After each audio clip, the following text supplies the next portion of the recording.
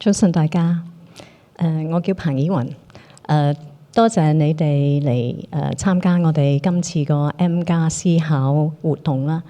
今日個主題咧就廣東藝術與多元現代性。喺我哋開始之前啦，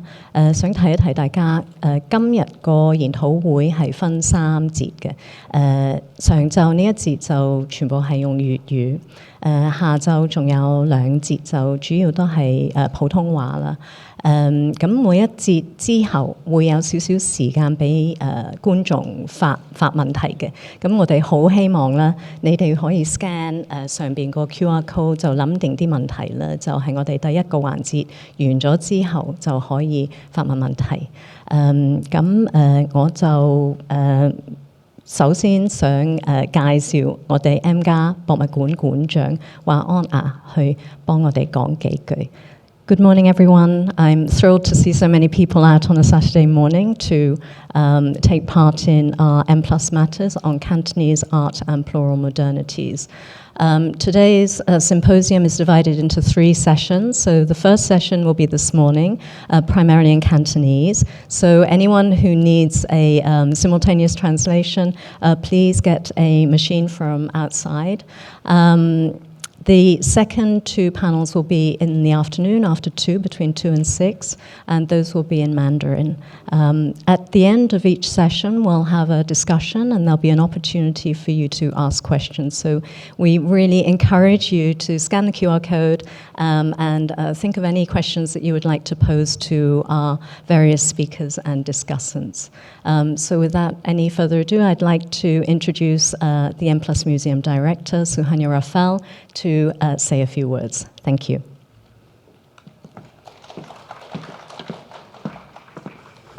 Thank you, Tina and Jo-san. Welcome to M+. It's very nice for us to be here this morning, and like Tina, I want to echo, it's fabulous to see you all so early on a Saturday morning. I know Hong Kong, we normally don't wake up until midday, so it's a sign of actually the dedication that we all have to our field and how important it is to share our research and our knowledge, and to do so on a day like today. It is it's both a privilege and a pleasure. So of course our M+ Matters today is titled Cantonese Art and Plural Modernities, and it's connected to an exhibition that we are mounting, that Alan and Tina Allen-Young and Tina Peng are curating for the summer of 2025, titled Canton Modern Art and Visual Culture in Guangdong, 1900s to 1970s. And it's very important to say visual culture, because M+ is a museum of visual culture, multidisciplinary, interdisciplinary, and that view is something very significant for us in terms of what we contribute to the research, to the field. The museum itself, of course, is one of the very important things that we feel that we must do is position our knowledge into a global context. And that's something that we take very seriously and we put a lot of energy into. So many of you here today are leading scholars and researchers in this area, and by participating in our M+ Matters, we are working together to push that into the big international space. On the 10th of October, I'll be announcing our 2025 calendar of exhibitions and programs, which will include this exhibition, and I'll be doing that in London. And what's very interesting is that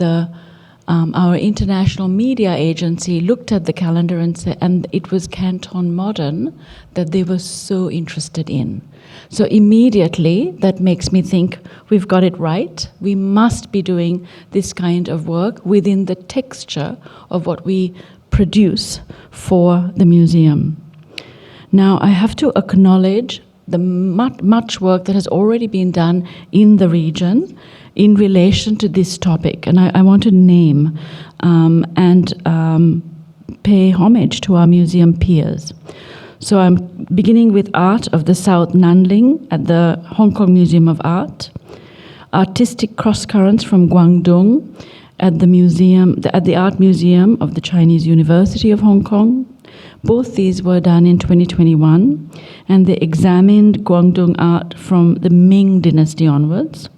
The exhibition also benefits from the many years of pioneering work in this area by our museum peers in Guangdong Province,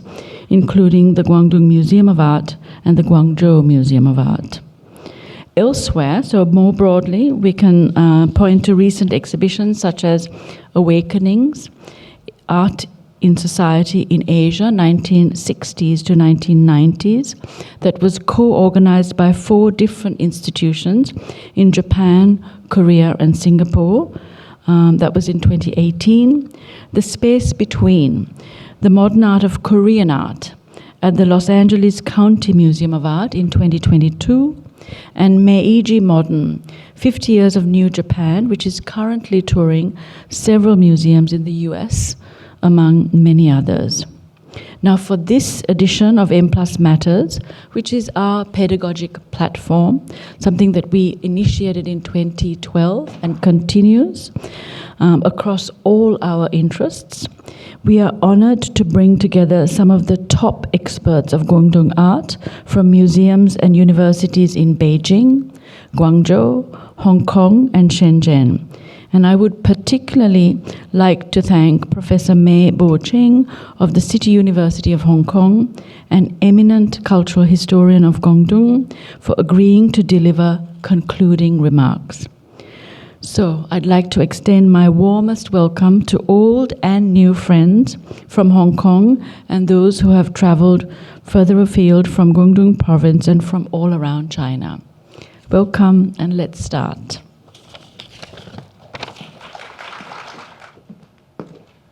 Hello, thank you very much, Suhanya. Hi. 早晨，上午好。各位来宾上午好，我是M+ 博物馆的水墨副策展人杨俊成。那非常感谢大家今天抽空光临 M+，参与今天的这个 M+ 思考研讨会公众研讨会。我们今天非常荣幸能够邀请到香港、广州、深圳、北京以及从柏林远到德国柏林远道而来的学者，和大家分享就是广东地区20世纪非常丰富的艺术史。那其实广东艺术史呢是一门显学，是经过几十年很多非常优秀的学者耕耘出来的一些成果，所以我觉得 M+ 是非常有这个义务去把这些成果呈现给不只是香港的观众，还有全世界的观众，中国以及中国以外的观众。所以今天只是一个开始，希望未来可以有更多机会去让更多观众理解到这段历史。然后我今天就简单跟大家介绍一下今天的这个活动的日程。那接下来我也不再用我的港普去折磨大家，我要换成粤语。好，刚才Tina 也提到，如果今天是有同声传译的，所以如果大家需要的话，可以把用那个机器把频道调到频道2，就会有普通话的即时传译。OK， 那今天的这个题目呢是广东艺术与多元现代性。那为什么 M+ 要做这个题目呢？其实很简单，就是因为M+ 是位于这个广东地区、香港广东地区的一个艺术馆，我们有这个义务去把我们本土的艺术史讲出来。然后大家可以想一下 M+ 的自我定位是什么呢？是自我定對黐咗線 ，sorry。M+ 嘅自我定位係咩咧？係以當代視覺文化博物館。咁大家思考下視覺文化博物館呢啲連串嘅概念咧，其實都係民國時期有部分係透過日本過嚟嘅概念，所以我哋要知道自己做緊乜咧，需要先梳理呢段歷史。視覺文化博物館究竟係乜嘢？咁呢個係第一。咁第二咧，其實3個禮拜前紐約嘅 MoMA 現代美術館個館長嚟咗我哋呢度做一個研討。咁其實提出一個觀點好有意思嘅，佢話以前對現代藝術嘅理解咧，就係好似一個 torpedo， 就好似一個導彈或者係水雷，係一路向前，即係同文藝復興一路每個風格一路過一路向前，係一個線性嘅向前。呢個係以前嘅睇法，但係佢而家咧，因為呢個世界唔同咗啦，佢哋對其他地方嘅歷史繼續更深去認識咧，佢有一個新嘅理解，就係一個群島嘅理解，即係藝術唔再係一個線性嘅，而係一個群島。亦即係話每個地方亦都有佢本土嘅現代性，每個地方亦都有佢本土嘅發展嘅脈絡。咁所以 M+ 作為香港嘅藝術家，係需要將呢個我哋本地嘅脈絡呈現出嚟。咁我哋就講下我哋今日嘅研討會安排。咁第一個部分咧叫做建構廣東性啦。咁就係我哋好開心請到喺中文大學同埋廣州藝博院同埋柏林自由大學嘅學者同我哋講。咁其實佢哋4個人咧都有一個共同嘅經歷，就係4個人都係做過博物館嘅展覽。咁所以我哋 M+ 頭先仲有講咗，我哋明年會做一個關於廣東現代藝術嘅展覽。咁我其實請咗4位嚟咧，都係有少少想借鑑佢哋嘅經歷啦。咁啊 TEDx 就會陳培老師佢就會講1940年喺香港大學鳳屏山博物館做嘅一個廣東文物展，就係應該係奠定呢個廣東文化一個好重要嘅一個事件。咁周傑傑老師佢就會從一個博物館推廣同教育嘅角度去講廣州藝博院，亦都係歷史非常悠久嘅一個藝術機構同博物館，去點樣去呈現呢個廣東嘅地方文化特色。咁陳冠南老師咧，佢就會講80年代嶺南畫派第2代傳人黎雄才同埋關新月喺中文大學做嘅書畫示範。咁係點樣係同香港同廣州建立一種嶺南畫派嘅溝通。咁黃月恒老師咧，佢就會將呢個視野推廣到中國以外啦，因為咧佢就會探討嶺南畫派喺美國加州嘅粵語華僑嘅發展。咁我哋亦都好開心請到我同事鄭秀慧博士去做呢個回應同埋主持啦。咁Venice 其實佢都係對呢方面都有研究，我知道佢係出過一篇文章係講呢個潘達薇嘅攝影嘅，所以佢都係呢方面嘅專家。好，咁下一章咧，我哋就係探討寫實同現實，現實同寫實呢兩個咁嘅概念。咁其實呢兩個概念圍繞都係一種所謂乜嘢叫真實，咩叫現實。咁呢個其實係好大程度上受到第一位講者李偉明嘅啟發，因為佢早期做一個展覽叫做寫現實關懷與語言變革，咁就係探討現實主義或者寫實主義進入中國喺廣東嘅繪畫裏邊有啲咩影響，係咪？即係點樣去用繪畫去表現某種真實？即係無論你係話新聞嗰種真實也好，或者民間疾苦嘅真實也好，都係某種真實嘅呈現。sorry。咁陳志雲老師咧，佢之後就會講司徒橋一個廣東藝術家，開平藝術家，佢點樣理解佢呢種寫實主義？咁佢就係好有意思。咁丁蘭祥博士就係會講49年之後嘅一種新興嘅一種藝術形式，就係國畫寫生，即係用毛筆用墨去寫生，亦都係廣東藝術嘅一個特色。咁亦都好高興請到我哋嘅同學，我哋嘅鄰居朱萬章博士去做我哋嘅回應啦。咁其實佢哋幾位已經係好好嘅朋友，咁希望會有一個好嘅對話。咁再之後咧，其實就係圖像介入社會。咁其實呢個環節咧就係第二個環節嘅延伸嚟，因為大家可以理解到，如果你覺得如果藝術係要反映某種現實嘅事，咁其實藝術同現實嗰個距離要會拉得更近。咁再近啲就係直接用圖像去介入呢個社會，去嘗試改變呢個社會。咁咧蔡圖老師佢就會去講1935年圍繞呢一年去講當時嘅藝術點樣介入社會。咁李公明老師佢就會講黃新波呢個藝術家45年至49年喺香港嗰陣時做嘅工作，人間畫會一個所謂叫左派藝術嘅一個群體，咁同香港歷史嘅嗰個瓜葛係乜嘢？咁吳雪燦老師咧就係從北京中央美術學院過嚟嘅，咁佢就會講廖冰興嘅諷刺畫。咁呢廖冰興呢個人就喺新聞上面畫畫，所以佢啲圖像黃新波都係咁，佢哋啲圖像其實係直接介入呢個社會，透過新聞，透過不同嘅傳播媒介去介入呢個社會。咁亦都同香港好有關，因為廖冰興亦都係40年代喺香港工作嘅。咁我哋亦都好開心請到我朋友阿 Cathy 麥艷瓊教授去做呢個回應。咁我簡單講下今次個研討會同埋明年個展覽嘅某啲問題，學術嘅問題。sorry。咁如果講到寫實呢樣嘢咧，大家可以睇下如果比較下左邊嗰幅畫咧，就係何香凝，亦都係廣東藝術家，1920年代畫嘅嘢。咁如果你知道對個畫有啲認識嘅人係知道咁樣去表達倒影、樹影呢樣嘢咧，其實係一個好新嘅嘢。佢俾嘅感覺有啲似西畫、油畫感覺，或者係攝影嘅感覺。咁喺傳統中國畫裏面係好少有。美國有一張喬仲祥一張作品喺美國博物館度咧，係畫蘇軾嘅後赤壁賦。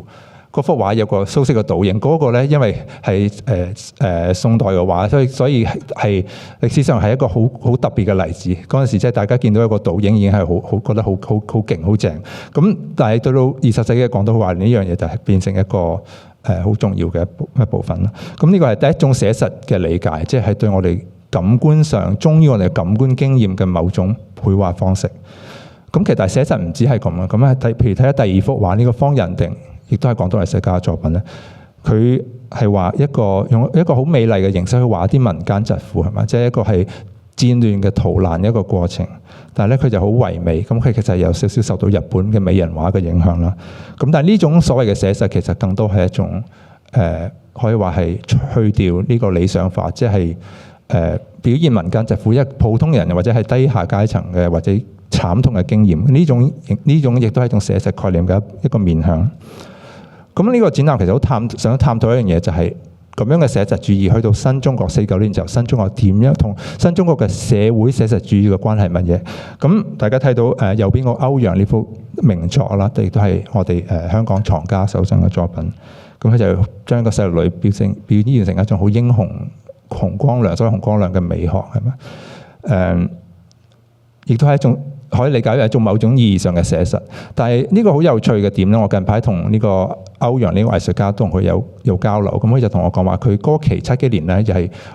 首先佢點解畫水墨畫咧，就係因為佢厭倦用油畫去畫嗰種好典型、好刻板嘅形象，所以佢係揾一個新嘅媒介去做一啲藝術上嘅突破。佢個人就未必係咁關心嗰種政治背後嗰個政治嗰個 message 係乜嘢，未必係咁重要。佢反而係更關心點樣用水墨去做光嘅質，同埋做鐵上面嗰種鐵炮係越秀山嘅一個鐵炮，用鐵嘅質感，用光嘅質感，草嘅質感，光影嘅效果。咁同埋佢同我講一樣好有意思嘅嘢，就係佢嗰期唔係呢張，另一張作品成咗名之後咧，喺北京有啲拍紀錄片嘅人咧，翻嚟要拍翻佢作嗰個經歷，咁就揾翻佢去啲田野度同啲農民一齊生活咧，咁就拍翻佢。所以呢個寫實呢個概念就有啲倒翻轉，即係有咗幅畫之後咧，佢反而要做翻個紀錄片去證實佢呢個畫所謂背後嘅真實。咁就係將呢個寫實呢個概念都扭轉咗，咁所以好有意思。咁另外一樣嘢就係呢個咧，回應到點解我哋 M+ 要做呢個展覽啦。咁譬如大家睇到高劍父中間嘅作品係我哋香港藝術館即係鎮館之寶之一，就係佢畫嘅嘢咧，其實就係墨魚或者烏賊，就係逃走嗰陣時有危險嘅時，佢就放啲墨出嚟逃走啊嘛。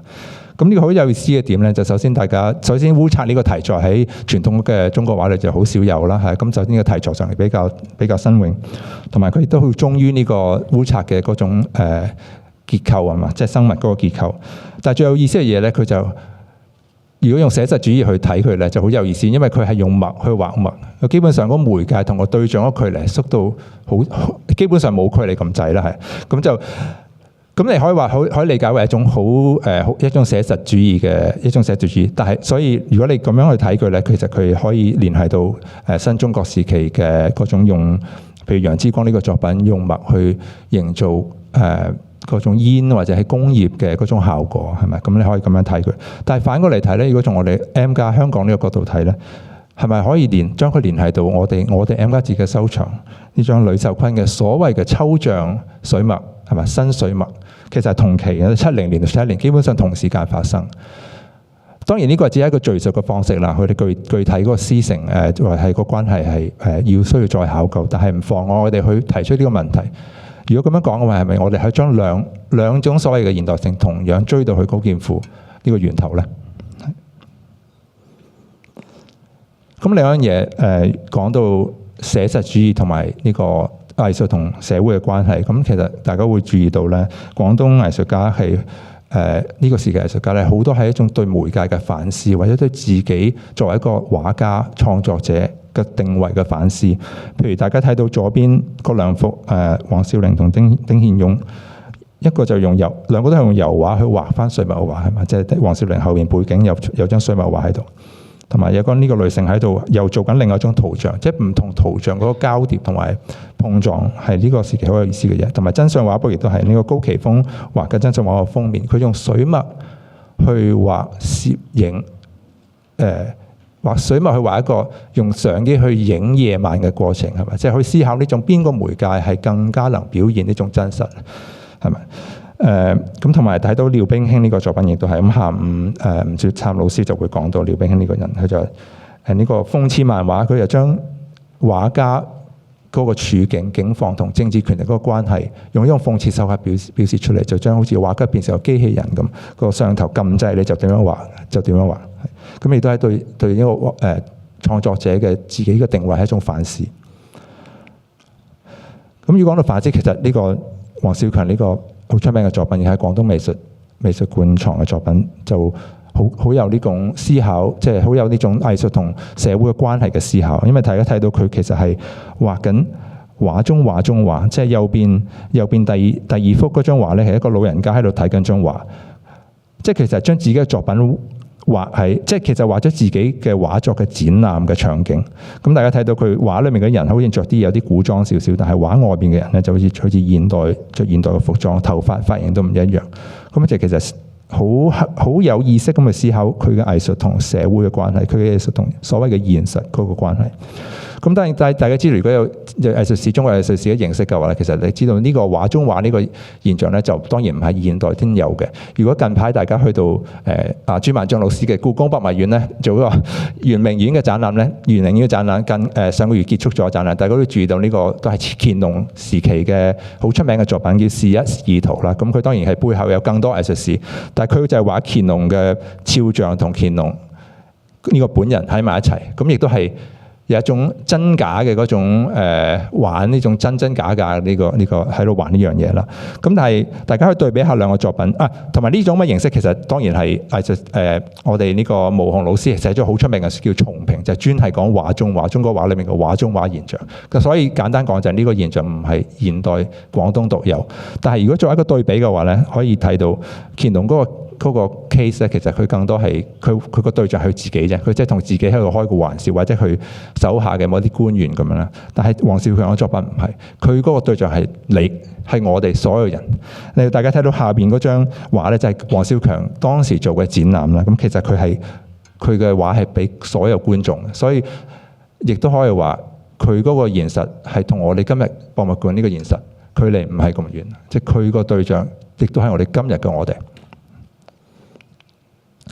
咁另外一個廣東藝術比較突出嘅點咧，就係我可以叫做災難美學嘅，即係將一啲好沉重、好慘嘅嘢咧，用藝術去表現出嚟。譬如大家睇到左邊呢個潘達薇呢種作品《黃花開後又紅花》，佢其實喺香港作呢個作品嘅，係睇到呢個題跋對佢寫住冷殘時寫於香港。咁佢點解畫兩種花？黃花就係代表黃花崗嘅革命，即係二次革命喺廣州嘅起義。咁紅花其實代表27年嗰陣時，佢開始見到第一次革命失敗之後咧，佢對共產黨有啲希望，咁就係將黃花、紅花呢兩次革命嘅事講出嚟。咁佢自己題跋就話吳越兩般千故事，就係兩次咁嘅革命啦。咁你其實鄭秀慧博士個文章都有提到，其實潘達薇自己喺攝影裏邊咧，佢又比較直接將啲死亡啲主題體現出嚟嘅，譬如會自己同啲骷髏頭一齊擺埋喺度。但係點解喺畫裏邊唔會直接擺出嚟？因為就牽涉到中國畫嘅某啲規矩嘅問題，即係呢個中國畫其實中國美學啦、傳統美學整體嚟講咧係比較少直接將啲創傷或者暴力或者負面嘅嘢直接體現出嚟，通常會經過一個升華過程，即係變成詩啊，變成或者花鳥咁嘅形象去表現出嚟。咁所以潘達喺畫畫嗰時咧，佢亦都係做咗一樣嘢啦，佢用嗰花去表達一樣嘢。但係如果大家知道呢個紅棉花其實係廣東呢個地方嘅象徵嚟，咁大家睇到之後陳樹人或者其他人嘅創作裏邊咧，紅棉花亦都係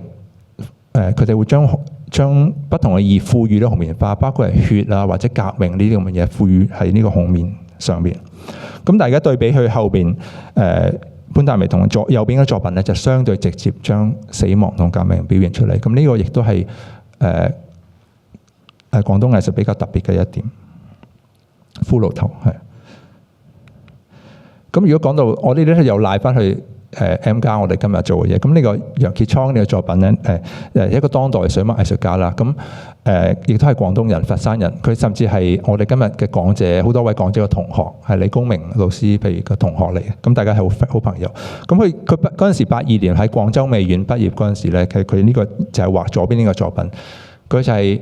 直情係承接咗廣東嗰種災難美學。係直情佢，因為佢嗰陣時訓練畫好多人頭人像，咁佢嗰陣時畢業嗰陣時想做啲突破，就將呢啲人像變成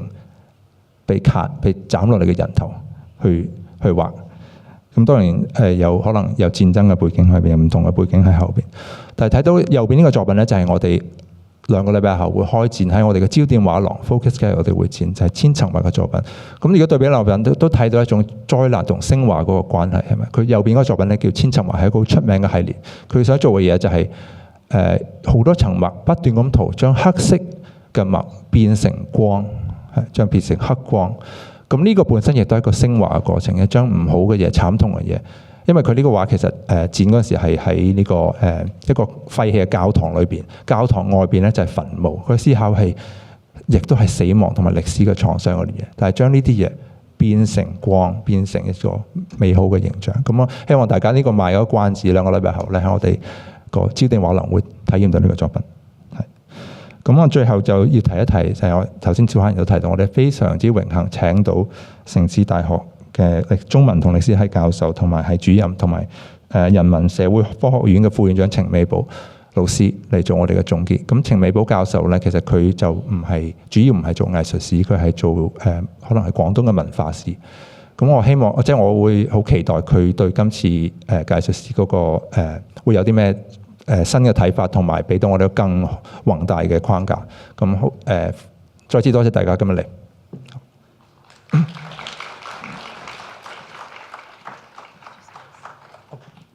好，咁下一個第一個環節咧，就係由我哋我同事鄭秀慧博士主持嘅。咁嘅主題就係建構廣東城。有請 Venice。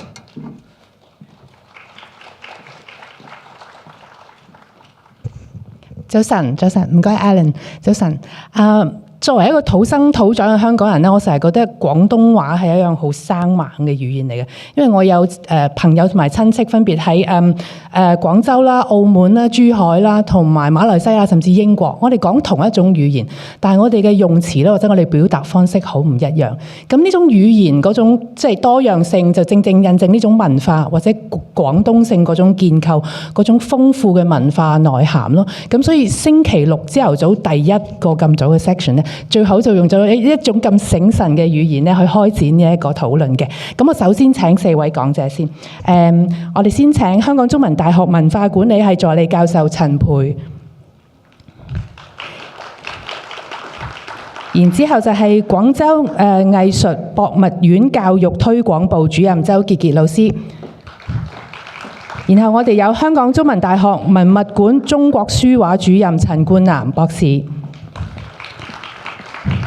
最後嘅我哋就係柏林自由大學藝術史研究所博士後研究員黃月恒博士。多謝晒4位先。咁我就首先請陳培教授同我哋分享佢對於呢個廣東文物展覽嘅一個研究。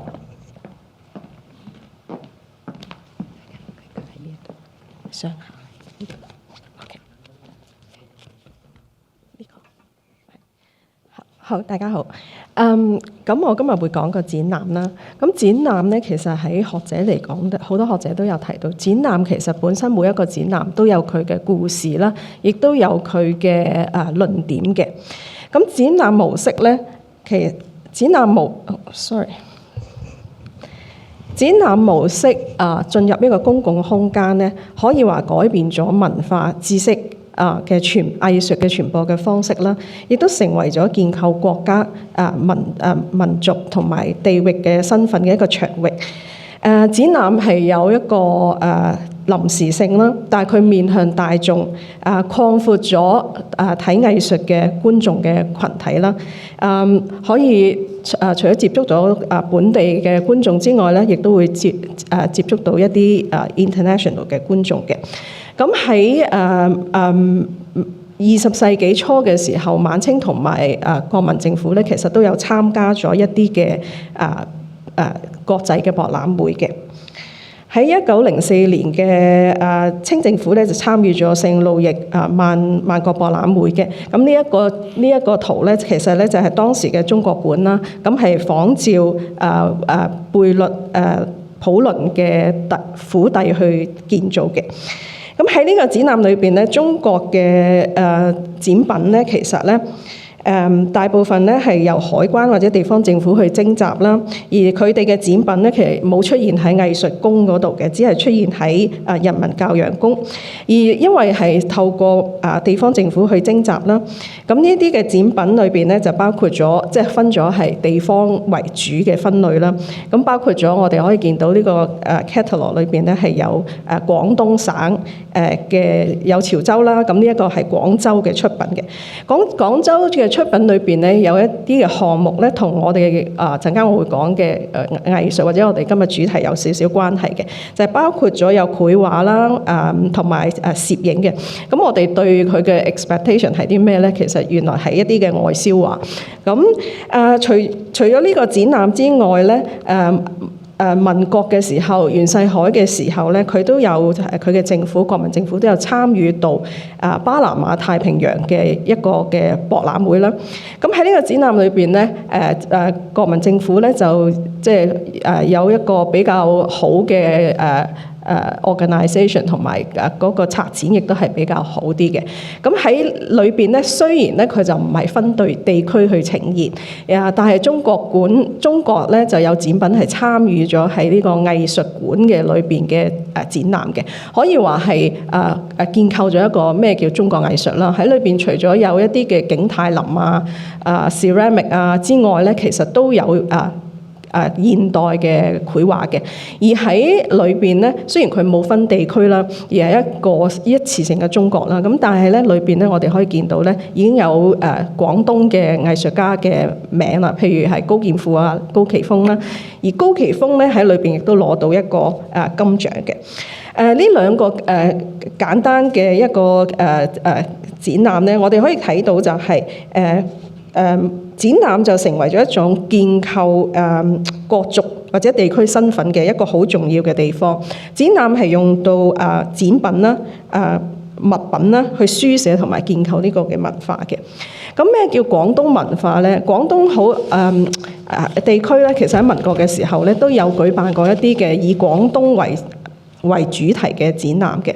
咁廣東喺民國嘅時候咧，喺政治上咧都佔有一個好重要嘅位置啦。特別係被認為係革命嘅發源地，所以廣東藝術咧亦都被納入咗喺中國藝術或嘅討論或者中國藝術史嘅論述嘅裏邊。咁究竟咩叫廣東文化咧？咁我哋可以喺其中1935年出版嘅一本期刊叫《月風》裏邊可以睇到。咁呢本嘅期刊我哋見到個題跋咧，即係個名咧，其實由吳鐵城去提嘅，佢都係一個官員嚟嘅。一陣我哋會見到14年咧，佢都見到佢嘅身影嘅。咁點解會有一個本嘅雜誌叫《月風》咧？咁原來咧喺當時咧有20萬嘅廣東人咧，其實喺上海係現代嘅大都會咧，佢哋咧喺唔同嘅行業都有成就。咁包括咗先施啦、永安啦、新亞酒店啦、冠生園啦，冠生園係好多藝術家聚集嘅地方，學校啦、銀行等等。咁咧個編輯就話好希望咧用呢個刊物咧去聯絡佢哋嘅同鄉。喺第一期嘅裏邊咧就講到乜嘢叫做廣東文化。咁個題目就係廣東文化嘅特性同埋成因啦。咁呢個可以俾我哋睇到民國嘅時候，呢一班嘅社會精英咧，佢哋點樣去理解廣東嘅？咁佢講到咧，廣東嘅特色咧就係革命嘅，係創造，係活潑同埋建設嘅。而廣東呢一種嘅文化嘅成因咧，係有3個因素啦：地理、歷史同埋西洋文化嘅影響啦。地理當然就係佢個交通對內對外都非常方便啦。歷史咧就歷嚟咧，佢將一個唔好嘅原因變成一個非常好嘅原因。歷嚟都係一啲被流放嘅人咧去到廣東呢個地方嘅。咁佢就話呢一個咧就令到廣東咧流住一個革命嘅血，所以廣東就成為現代革命嘅地方。咁亦都因為咁咧，廣東咧亦都受到好多由古至今咧都受到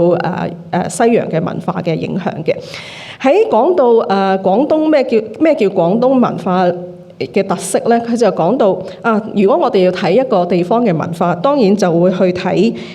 地方志啦。而地方志裏邊咧嘅藝文字咧就記錄咗好多嘅文人嘅著作啦、學術。咁但係咧喺裏邊咧，其實好多嘅人咧呢啲嘅精英咧，佢哋嘅著作咧同其他省份係冇乜分別嘅。所以個作者就講到，唯一咧我哋可以喺歷史裏邊睇到有3個非常重要嘅，可以睇到廣東獨特性嘅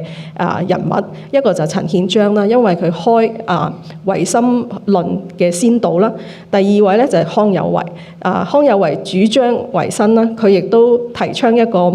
大同之論啦。咁第3位咧就係孫中山。咁佢自己都覺得擺康有為同孫中山一齊都好有趣啊！兩個嘅政見完全相反，但係佢都提到就係雖然佢唔同，但係佢哋所倡導嘅革命咧都係好創新咧，都好體會到廣東嘅文化。咁呢個可以我哋睇到咧，呢一種嘅概念咧，其實喺我陣間講嘅廣東文物展裏邊都會睇到嘅。咁呢個展覽嘅目標係啲乜嘢咧？首先咧喺佢嘅一個對聯嗰度可以睇到高樓風雨南海衣冠，就係話喺高樓風雨見到風雨嘅時候，正值就係日本侵華嘅時候，當時咧已經廣州淪陷啦。咁南海衣冠就係當然講緊係南方啦，廣東呢個地區啦，係可以有文明教化嘅，所以係文化嘅研究，係透過研究鄉邦嘅文化去發揚民族嘅精神。其實大家可能都會諗到點解喺打仗嘅時候仲要做一啲嘅文化展覽呢？咁就係喺打仗嘅時候咧，就有一種嘅危機。危機咧就令到其實喺37年嘅時候喺呢個展覽之前咧，就已經有一啲區域性嘅文化展嘅。喺上海都有一個文獻展，佢哋嘅目標都係透過呢個嘅展覽去令到觀者咧激發佢哋愛國嘅情懷嘅。咁呢個展覽咧由中國文化協會去到發起啦，喺香港大學馮平山圖書館去展覽啦，展品係超過2000幾件。我諗而家咧在座有好多嘅策展人啦，你諗起2000幾件點樣去展覽都真係好困難，而且展期係好短，大概1個星期嘅啫。咁呢個可以俾大家睇下嗰個場景啦。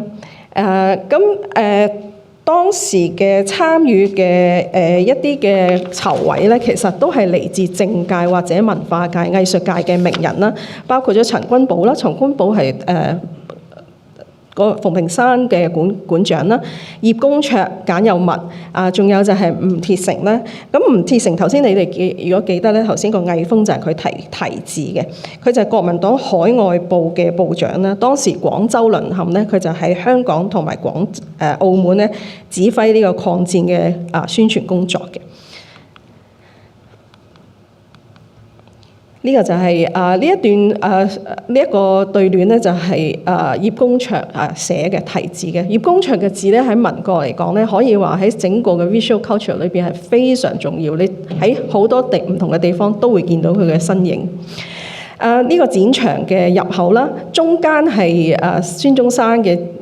像啦，然之後兩邊咧都係歷代廣東嘅名官嘅肖像，而上邊咧我哋可以見到有好多嘅書畫係展覽嘅。呢個係入口啦。咁展品其實太多啦，佢除咗喺入口走廊之外咧，主要係分佈咗喺5個展廳裏邊，每日都會去更換嘅。咁呢啲而主要嘅展品咧，其實係書畫啦，當然亦都有一啲嘅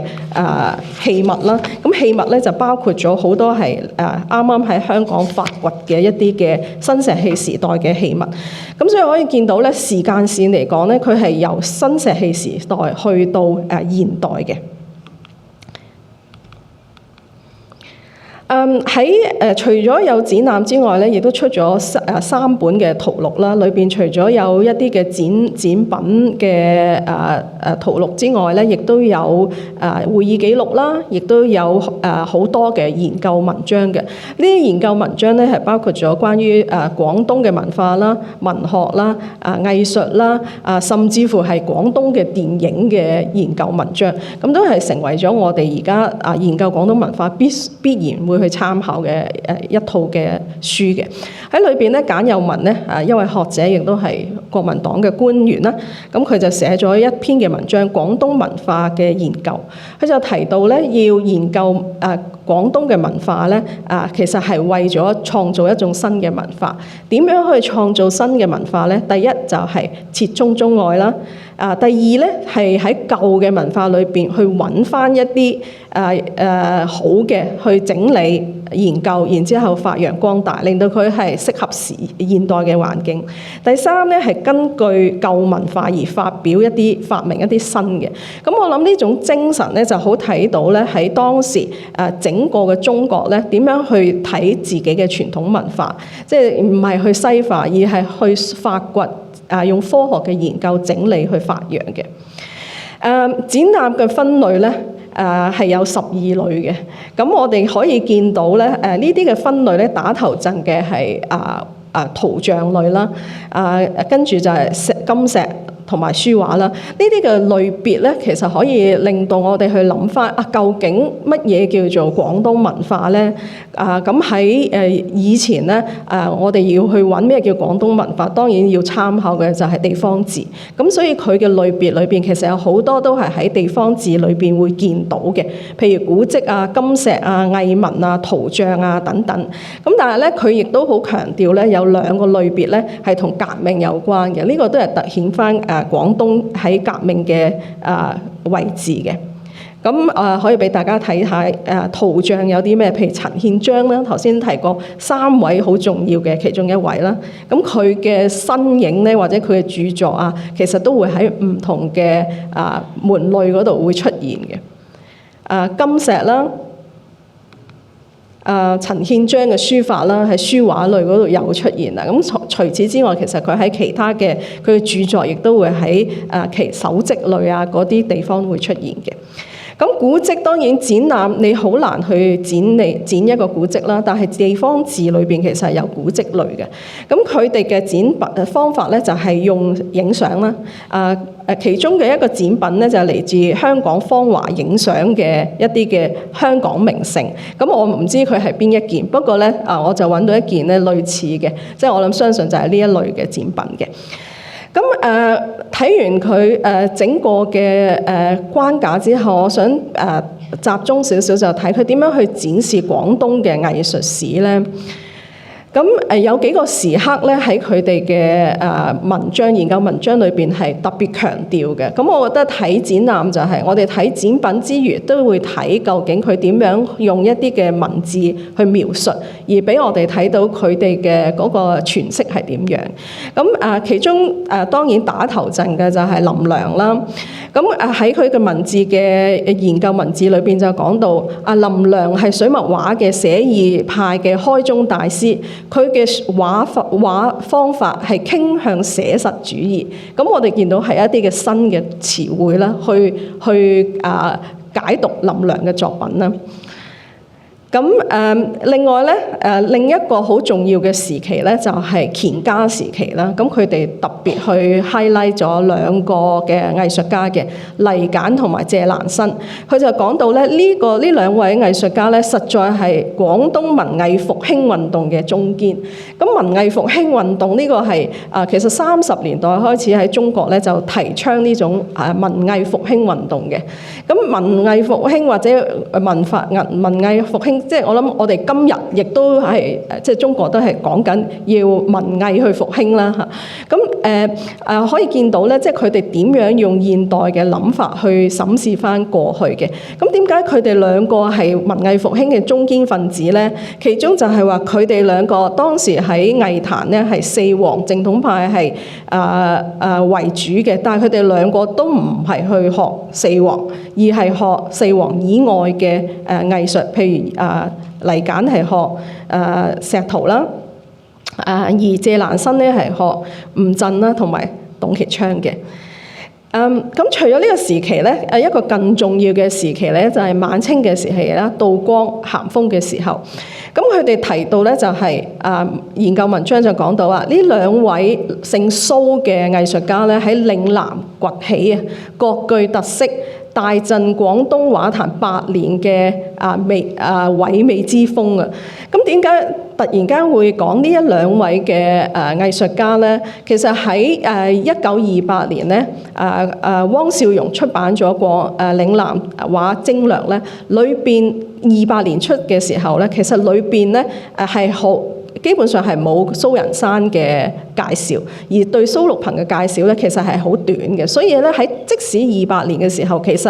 二蘇都未被認為係非常重要嘅。咁點解喺40年嘅時候咧會覺得佢哋兩個係非常重要咧？咁其中咧一段咧就講到話蘇祿朋嘅作品特別係畫一啲嘅即係民間嗰種嘅作品啦，係好活潑啦，好有生意啦，同埋好有現代漫畫同埋寫實嘅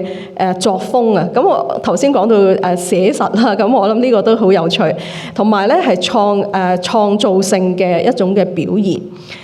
而蘇人山咧，佢嘅作品咧係完全係冇古法可言，即係佢唔會俾古法去限制咗佢，所以佢嘅作品係非常有創意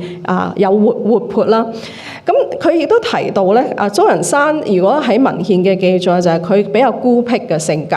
咁我覺得好有趣嘅地方係呢個論文就講到點解佢係咁孤僻咧？原來佢係有一種革命嘅思想，甚至乎密謀要顛覆清廷，所以咧佢先有一個咁孤僻嘅性格。咁另外就講到話佢呢個嘅創造性，佢作為佢係一個革命家，但係咧佢係被埋沒咗。咁可能都會大家會諗起第二種方法可以去到即係創造一個新文化，就係去發掘一啲被遺忘咗嘅。咁個蘇人山就係一個被遺忘咗嘅。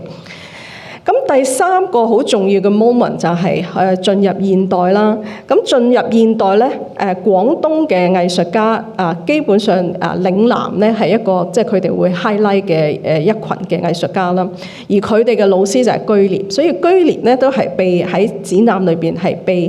特別重視嘅。居廉點解會咁有地位咧？咁佢哋嘅説法就係話佢善寫生啦，不離古啦，有發明，多創作啦。佢嘅弟子咧，亦都可以喺佢嘅基礎入邊咧，吸收西洋畫嘅而改進中國。咁係今日新中國畫運動嘅產生嘅原因嚟嘅。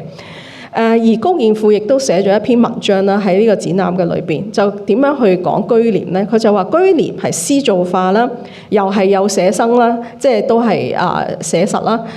佢亦都可以將古法自然咧融為自己啦，而且佢所畫嘅嘢咧係乜嘢都可以入畫。咁所以我諗點解高劍父嘅作品咧，佢可以畫戰機啦，亦都可以畫烏賊啦等等嘅。雖然高劍父嘅作品咧就冇喺呢個展覽裏邊展出，因為咧佢哋只要展覽一啲過咗身嘅藝術家嘅，咁但係咧佢嘅貢獻啦喺呢個展覽裏邊係可以睇到嘅，譬如亦都文章有提到啦，佢嘅弟弟啦高奇峰嘅作品啦，佢亦都借出咗好多嘅自己嘅藏品啦，去呢個展覽裏邊。咁喺嗰個文章裏邊咧就講到啦，即係點廣東最大嘅佢對國家藝術嘅最大嘅貢獻咧，就係新國畫運動嘅興起啦。而新國畫運動嘅帶領者咧，其實就係高劍父。高劍父佢哋所創嘅嶺南派咧，當時亦都係叫切衷畫派啦。佢哋係既用中西畫學嘅精華，而且可以融會貫通。咁所以即係喺整個嘅高峰嘅中國廣東藝術嘅高峰咧，可以話就係去到高劍父啦。同埋佢哋嘅畫派啦。喺呢個展覽裏邊咧，因為高奇峰咧好年輕就已經過身啦。咁喺個圖錄裏邊其實都有一份嘅文章係特別係關於高奇峰嘅，即係佢喺廣東啊或者喺整個嘅中國畫壇嘅地位都係非常高嘅。咁對佢嘅描述咧，都係講到用筆靈巧，膚色鮮潤，寫生俏妙，穩字趣逸。咁你見到咧，由林良去到高奇峰，去到現代，我哋見到咧佢哋突出嘅係廣東嘅繪畫，點樣去反映到廣東嗰個嘅特性咧？係創造性啦、活潑啦、開放啦、革命啦，同埋係好重視寫生啦、寫實啦等等嘅。咁呢個展覽咧，可以話係好重要啦，因為當時嘅觀眾咧喺短短嘅一個禮拜咧，觀眾係超過3-4萬人嘅。喺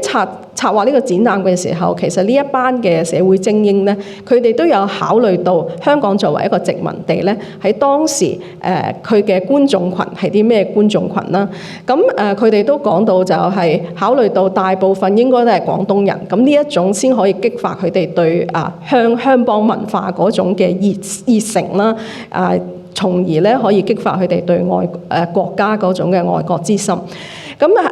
同時咧，佢哋亦都用咗一啲嘅活動啦，去叫一啲嘅年青人、中學生咧，去睇完展覽之後去寫展覽嘅感想，而同埋可以攞獎啦。咁所以咧，其實亦都吸引咗好多嘅年青人去睇呢個展覽。當時嘅展覽嘅 review 咧係非常之多嘅，中英文嘅報紙都有。咁喺閉幕嘅時候咧，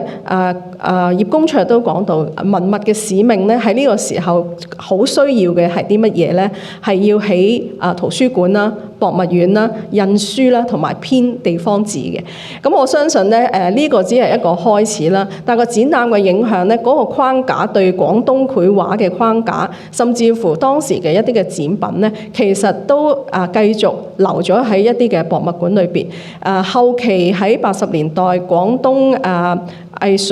藝術院啦、藝術博物院啦，同埋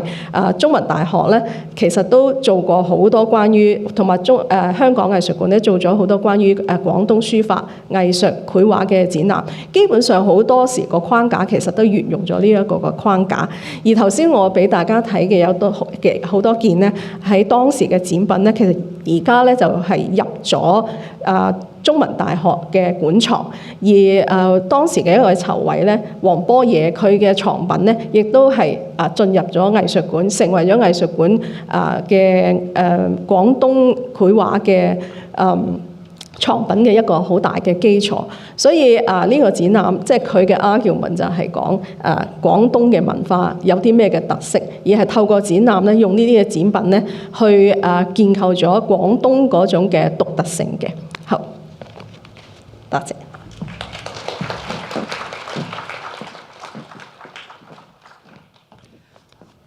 唔該晒 Patty。其實頭先從 Patty 嘅分享，你睇到就算喺1940年代嗰陣時候嗰個廣東文物會嗰種視覺文化嗰種角度嗰種 approach， 其實同我哋 M+ 有啲相似嘅，即係我哋會用唔同我哋會徵集啦，展示唔同嘅物品，然後將嗰啲物品咧係反映當時當下嗰個時代嘅人民面貌，點樣聯繫人物啦、地方啦同埋嗰個物件嘅。咁所以咧就可以明白理解到點解我哋會有呢個研討會嘅出現。咁頭先 Patty 就講到一個展覽點樣去展示嗰種建構嗰種文化身份同埋嗰個文化啦。咁接住嚟咧，我哋請周傑傑老師咧就請佢講下點樣從推廣啦同埋教育嘅角度咧，去將呢個廣州藝術博物館有幾個唔同關於嶺南文化嘅展覽咧，係介紹俾公眾嘅。我哋有請周老師。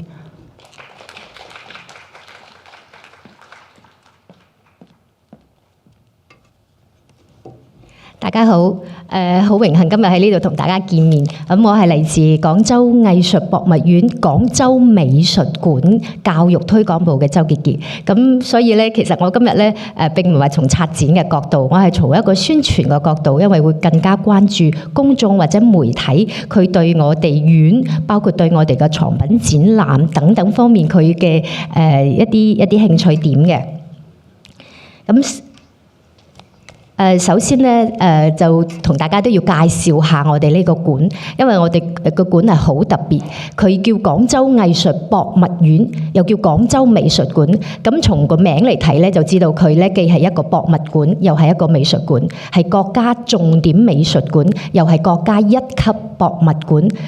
全國嚟講，唯一一個咁樣嘅公立嘅機構係有咁樣雙重性質嘅一個點嘅。咁係因為我哋嘅收藏咧係好多都有文物嘅性質。咁所以今日第一個點咧，我係想同大家講下點樣從我哋選址當時呢個館嘅選址定位嚟睇，我哋嚟呈現一個地方特色啦。咁我哋呢個館咧亦都非常之特別嘅，因為我哋係有經歷過2次搬遷，有3個唔同嘅時期。咁呢2次搬遷咧，分別第一個時期咧，其實咧就係稍等。第一個時期咧係越秀山時期，亦都係我哋呢個美術館成立之初，1957年。咁我哋呢個館址嘅選址咧就係喺越秀山上邊。咁越秀山咧係我哋廣州地區一個旅遊景點啦，一個名山啦。咁亦都係廣州一個傳統嘅中軸線，係位於呢個傳統中軸線上邊。所以呢個越秀山亦都係見證咗廣州嘅一個歷史變遷嘅。咁我哋嘅美術館選址喺呢個位置咧，其實亦都為美術館係注入咗好濃厚嘅歷史氣息。咁大家睇到而家你哋嘅右邊嚇右上角，即係我嘅左上角呢一張咧，就係我哋當時57年嘅館址。咁第二個時期咧就係麓湖時期。咁我哋咧就從2000年咧又搬遷到咗白雲山嘅麓湖片區。咁係一個自然風景非常之好嘅地方。咁呢個館址咧佢就係同自然生態咧係一個好緊密嘅聯繫，同埋佢嘅建築咧亦都融合咗呢個嶺南風格。因為大家可能而家比較遠，佢哋睇唔睇到我哋嘅紅色嗰種紅砂岩？其實咧就係廣州嘅，我哋話係散石。因為喺90年代後期，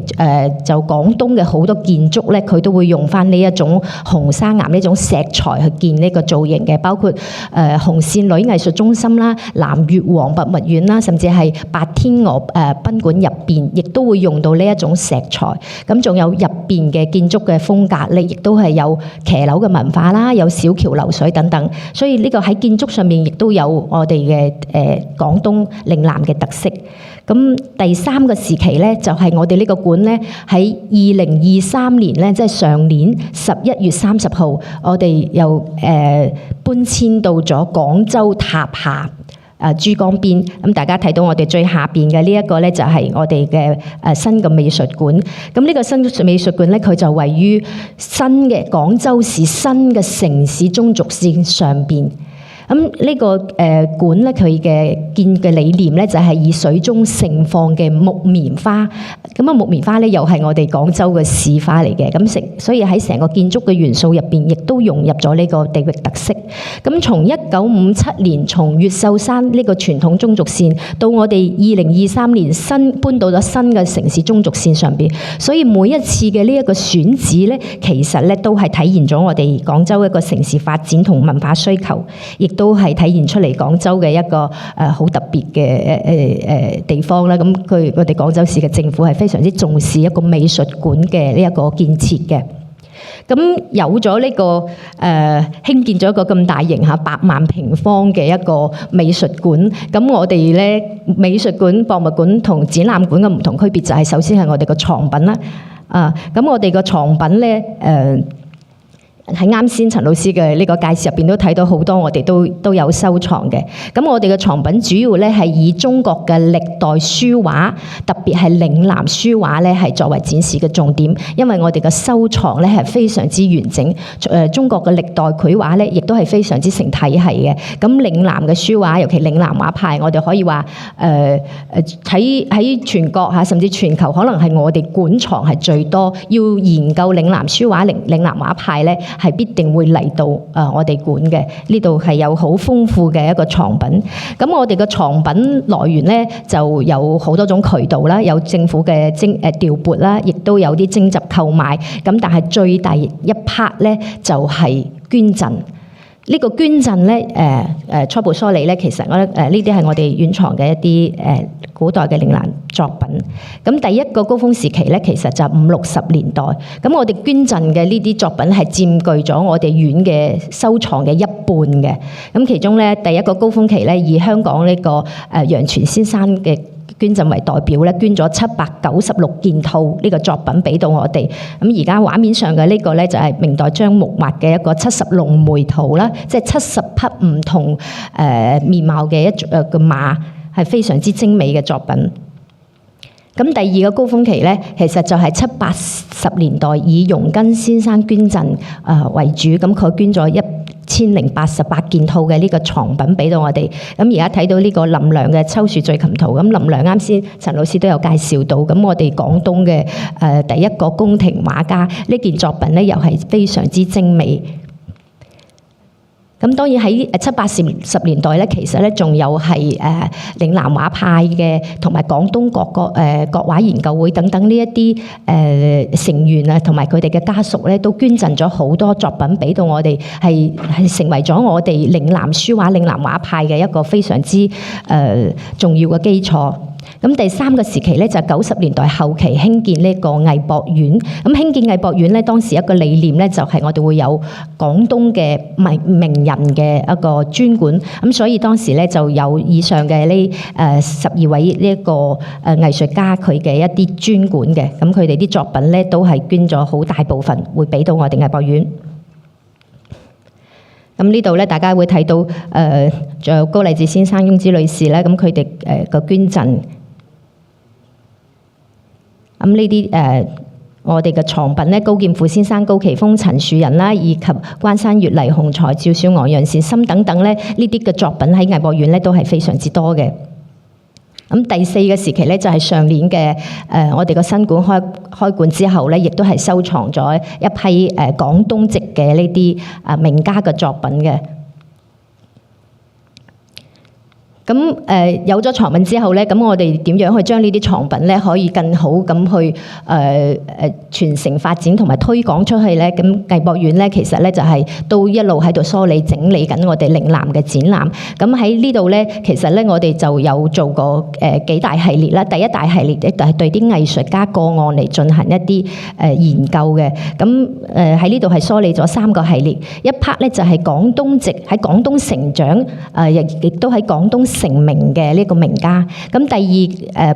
個系列咧就係廣東籍，但係喺外地，比如話丁顯榮先生啦，咁呢啲喺外地成名嘅名家。咁第三個系列咧就係喺外地出世，但係嚟到廣東發展嘅名家。咁所以呢20年以嚟咧，我哋就舉辦咗好多個展。咁呢啲個展嘅配套咧，我哋都做咗有學術研討會啊、出版物等等。咁包括前年做嘅黃博爺先生呢個藝術回顧展等等，呢啲都係好大型嘅一個展覽嚟推廣嶺南文化。咁包括我哋亦都做過傅羅飛啦、居廉居巢等等嘅呢一啲展覽嘅。咁喺展覽，除咗呢啲藝術家個案嘅展覽咧，仲有啲群體展。咁群體展入邊咧，我就從宣傳嘅角度咧揀咗幾個比較有特色啲嘅。咁首先咧，呢幾個展覽5個展覽啦，分別咧就係從歷史文化啦、從學術文化、從自然生態同埋同啲藝術粵語方言等等有關嘅。咁第一個選嘅展覽係羊城舊韻。呢個展覽咧，其實咧就係展現我哋廣東，咁佢作為一個改革開放後期，咁但係喺前邊咧，我哋嘅展覽咧就係展現我哋當時清代之後廣州作為商貿重鎮嘅一啲繁榮嘅景象，仲有市民嘅生活狀態啊、風俗習慣等等，喺呢個時期體現19世紀廣州城嘅一種多元性同埋包容性。咁上邊有一幅圖咧，又係第一次展覽羊城欖勝圖。咁觀眾喺呢度咧就會睇到有啲城牆啊、炮台啊，仲有教堂等等。所以呢個展覽其實係拉近咗同市民嘅距離，佢哋係好有好奇心去睇返19世紀嘅呢個廣州城市嘅風貌嘅。咁第二個展覽咧就係學海棠嘅學人嘅展覽。咁呢個咧其實學海棠係個學術展，可以話係因為佢展示嘅咧係學海棠嘅同人咧，佢喺學術之餘嘅一種筆墨遊戲。咁但係喺大家關注佢哋嘅作品嘅同時咧，其實好多人都會對學海棠咁樣一個機構會產生一啲好奇嘅，因為學海棠咧其實係好特別，佢係清代嘅一個好有代表性，亦都好有影響力嘅書院嚟嘅，係由當時嘅兩廣總督阮元先生咧佢創建。咁學海棠嘅特別之處咧，就係在於佢係唔以科舉考試為目的，佢呢個書院，佢主要係以一啲經史學為主啦，咁係注重一啲實際嘅學問實學。咁喺教育理念同埋課程設置上邊都好唔同。咁佢個課程咧亦都包括咗有啲天文地理啊呢啲咁嘅嗰啲課程設置，即係因材施教。所以呢個展覽咧，可能觀眾嚟睇咧，佢除咗睇當時嘅學海棠嘅學人，包括梁啟超等等嘅佢哋嗰啲作品，但係我發現咧，同觀眾嘅交流咧，佢哋更加想了解學海棠呢咁嘅機構體現嘅當時嘅一種精英文化，一種學術文化，亦都體現當時19世紀佢哋廣東嘅一種對學術嘅一種創新同埋佢哋嘅活力嘅。咁第三個展覽咧就係漫畫南音，係廖冰卿先生一個好細嘅專題展。咁南音呢個咧係廖冰卿先生當時嘅一方印章嚟嘅，佢就係用粵語嘅呢一種方言咧係去配呢一個漫畫。咁所以佢個作品入邊嘅選擇咧，亦都係會專門去揀一啲同粵韻啦、粵語啦，同有廣州同埋香港有關嘅一啲題材嘅作品，甚至係配咗歌謠。咁廖冰卿先生佢呢一幅作品咧，我有一支筆咧，佢本身係有個視頻嘅。咁今日咧就因為時間關係，就唔喺呢度播俾大家聽。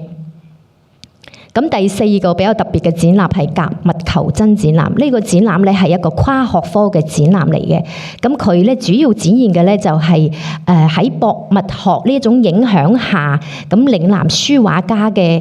佢哋嘅繪畫作品。因為佢哋嘅呢個展覽嘅一個好重要嘅亮點咧，都係圍繞博物學視覺下嘅嶺南書畫。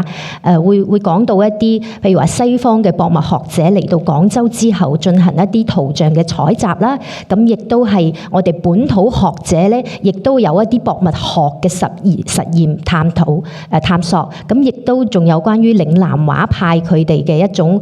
寫生嘅呢一種特點嘅。咁所以咧呢一個展覽咧都係圍繞博物學呢一個角度，就同我哋之前咧從文本到文本或者從藝術到藝術嘅唔一樣，佢有啲跨學科融入咗而家年輕人關注嘅啲自然環境嘅呢一種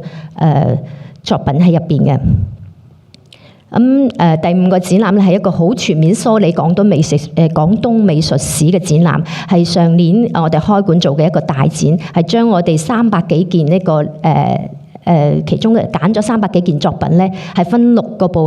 分嚟梳理廣東美術嘅。咁因為喺清代以嚟咧，廣東美術係率先咁吸入咗外來嘅藝術啦，無論係喺中國畫嘅呢個改良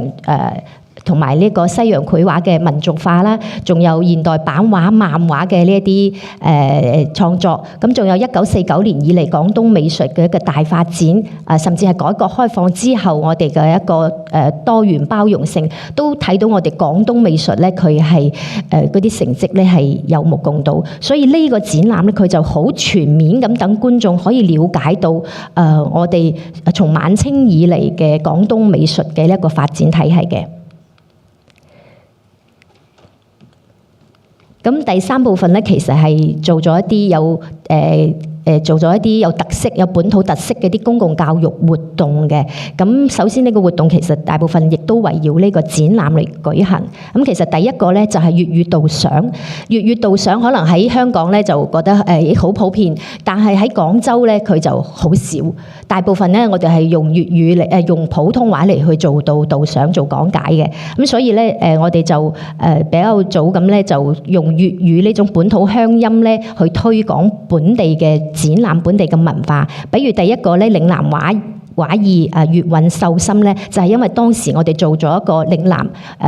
廣繡，用廣繡去重新去創作製作咗一批嶺南畫派嘅作品嘅。咁所以喺呢度鄉土鄉音中去了解廣繡、了解嶺南文化咧，其實咧係對當時嘅觀眾嚟講，佢覺得好特別，就唔係單止睇呢個展覽，而係了解到原嚟廣繡我哋呢種本土嘅非遺文化啦，仲有嶺南畫派咁。咁第二個咧就係一個拓印嘅活動。咁我哋揀嘅主題其實咧亦都係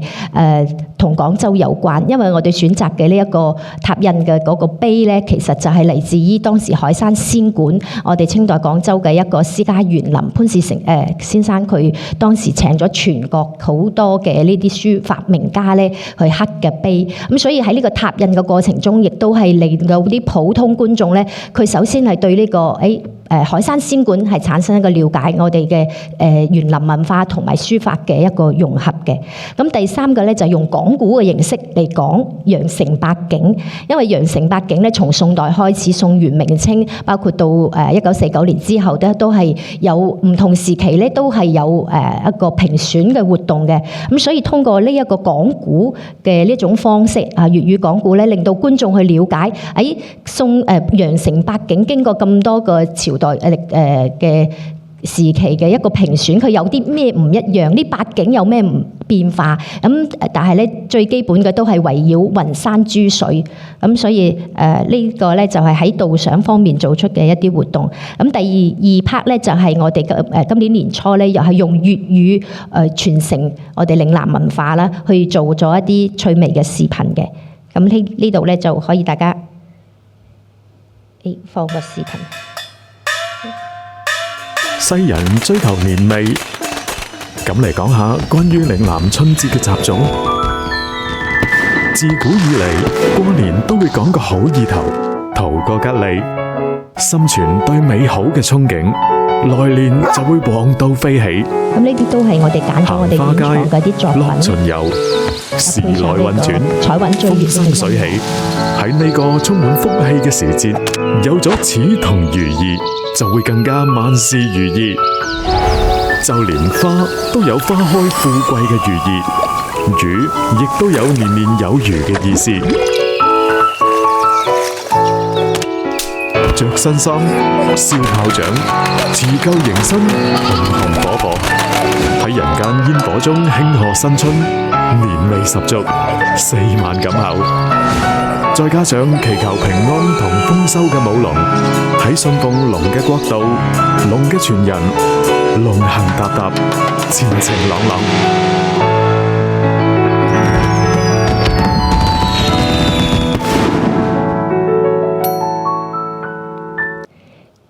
咁我哋亦都係希望用到唔同嘅呢一種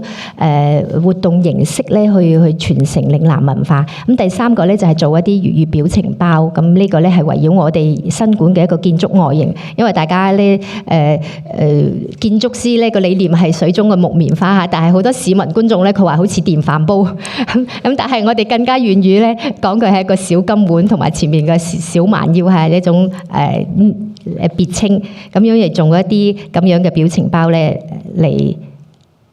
傳承粵語啦。咁最後咧就係我哋會做一啲文創啦，呢個都係我哋同廣州美院合作嘅一個博物館課程，係以嶺南畫派為切入點去做課程嘅同時，會做一啲教學資源包，就喺呢個推廣嶺南畫派嘅同時咧，即係有增加啲體驗活動，令到佢哋可以將呢啲都帶返屋企。咁從我哋嘅建築啦，從我哋嘅收藏，從我哋展覽到活動咧，其實咧都可以體現出咧廣州藝術博物院其實咧佢嶺南嘅呢一個書畫嘅傳承都係我哋嘅重要一個發展方向，一個學術嘅發展方向嚟嘅。咁亦都我哋新館建立咧，亦都有一個16字方針嚇，當時咧就係以嶺南風範灣區氣派為基點嘅。咁我哋係希望咧就建立成為一個國內標杆、世界一流嘅文化殿堂，用我哋嘅地域特色嚟講嶺南故事，講我哋中國嘅故事。多謝大家。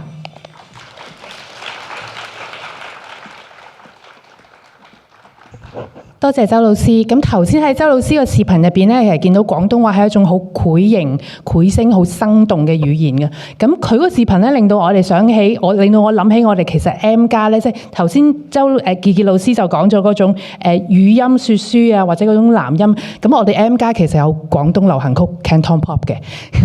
一個廣告啦。咁我想翻去頭先周傑傑老師講，即係作為一個博物院有研究同埋有展示、有教育推廣嘅部分。咁所以我令我諗起即係嗰種博物院、文物館同埋大學合併嗰種一齊嗰種可以做出嗰種推廣嘅功能係好大嘅，亦都係咁樣咧，要帶出我哋下一位嘅講者咧，就係陳冠南老師啦。陳冠南老師咧係香港中文大學文物館嘅中國書畫主任嚟嘅，咁佢就為我哋會講呢個80、90年代黎雄才同埋關山月兩位嶺南派嘅大師喺香港中文大學嘅書畫示範，亦都睇到當時候嗰種研究同埋推廣教育係點樣可以推薦呢一種文化嘅內涵嘅。我有請陳老師。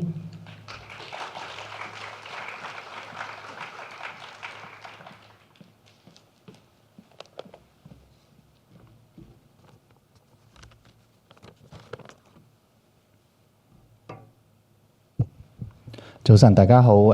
非常之感謝M+ 博物館嘅邀請，有機會嚟到呢度同大家分享。今日我講嘅呢個題目咧，係關於黎雄才同埋關山月喺香港中文大學嘅書畫示範啦。咁喺80、90年代，咁呢一個嘅題目咧，其實咧就係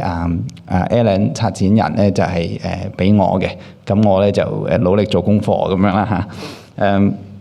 黎雄才同埋關山月咧係嶺南畫派第二代裏面咧比較有代表性嘅畫家啦。咁亦都有論者咧以佢哋同埋趙少陽同埋楊善深咧係被分別咧就係稱為所謂四大家。咁有趣嘅咧就係楊善深、趙少陽咧就係後半生居於香港多。咁黎雄才同關山月咧就一路都係喺廣州咁樣嘅。咁但係過程中咧其實佢哋都係有嚟過香港啦，同埋有多次嘅交流嘅。有喺中文大學啦，唔好意思，第一次咧就係喺1980年嘅5月15號啦，係受訪嚟到中文大學嘅藝術系嘅。根據當時嘅照片啦，係由屈志仁教授啦係主持呢一個師生見面會。咁當年咧亦都有蕭立升教授啦，仲有余本先生嘅。咁佢同學生係做咗一啲嘅分享啦，並且係做咗一啲書畫嘅示範嘅。咁特別要留意嘅咧就係黎先生啊、關先生啊，或者余本先生，其實佢哋嗰個衣着打扮咧非常隆重，係一定係西裝同埋打呔嘅，咁表示一種嘅重視啦。當時黎雄才先生咧係做咗一個繪畫嘅示範，留低咗一張山水畫。根據當時嘅照片嚟到睇咧，佢話呢張山水畫嘅嗰個過程咧，係先畫咗左邊前景嘅斜峰啦，跟住畫佢最有代表性嘅松樹啦，然後再畫前景嘅灞橋啦，同埋嗰啲嘅人物，最後咧再畫右上角嘅遠景嘅山嘅。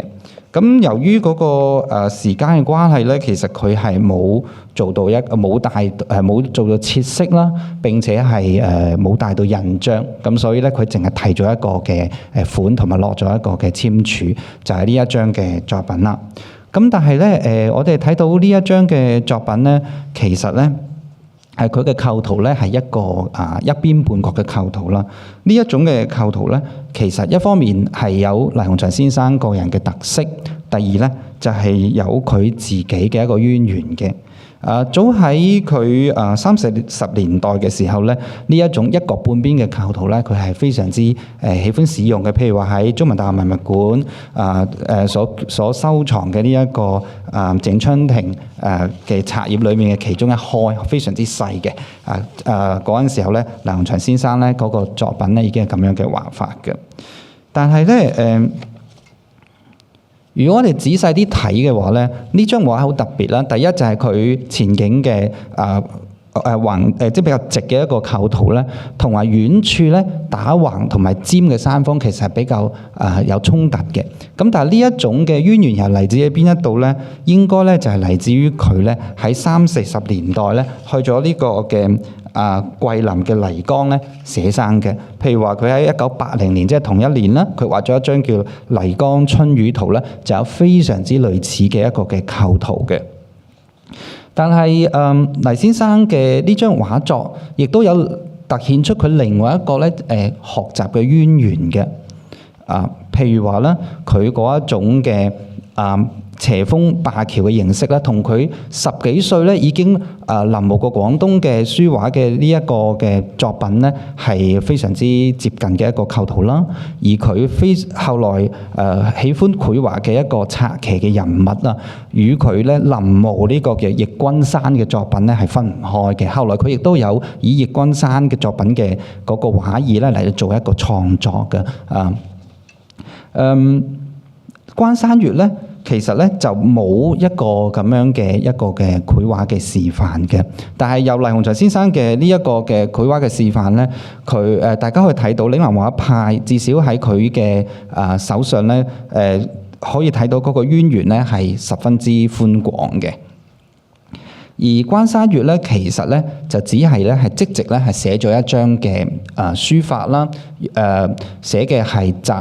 宋代黃庭堅嘅一個句子，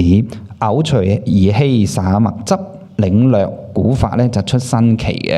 嘅。非常之有趣咧，就上半句咧係黃庭堅咧主要係論書法嘅，下半句咧就黃庭堅咧就論繪畫嘅。咁佢個主旨咧都係話要追尋傳統啦，自創新意嘅。咁我相信關山月咧，佢寫呢一張作品送俾藝術系咧，一方面係佢自己嘅一個藝術嘅追尋嘅理想同埋心得啦。第二方面，佢亦都用呢幾句説話咧嚟到去勉勵中文大學藝術系嘅新生嘅學子嘅。而關山月喺1980至81年咧，其實都係出任中文大學藝術系嘅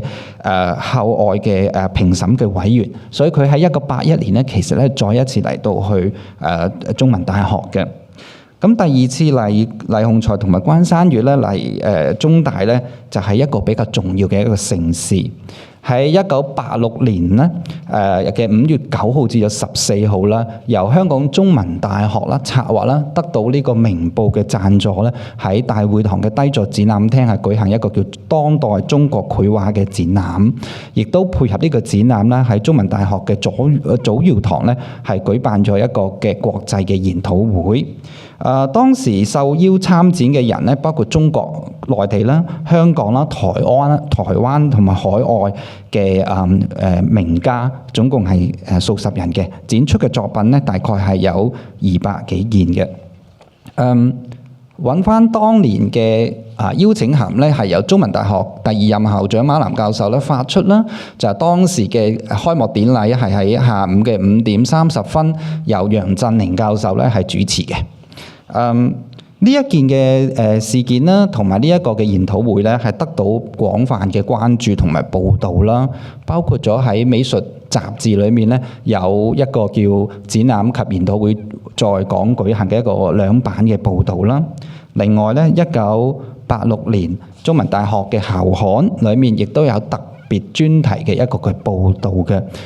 我哋可以睇到係佢有跨住咗係黎雄才啦，同埋呢一個關山月啦，以及當時研討會上面咧，關山月咧所發表嘅呢一個嘅論文嘅題目係乜嘢嘅？而講到最詳盡嘅報導咧，一定係明報嘅。佢當時咧係特別設一個特刊啦，以4版嘅特寫咧嚟到去介紹呢一個展覽會啦，包括咗有查良鏞先生嘅一個嘅致辭啦，亦都有部分展品嘅一個登出同埋書畫家嘅介紹。喺第2版裏邊咧，佢係選列咗一啲畫家嘅嗰個嘅作品啦，同埋佢哋嘅介紹嘅。咁其中咧就有關山月啦，佢就有呢一張叫做《秋溪放佛》嘅一張作品啦。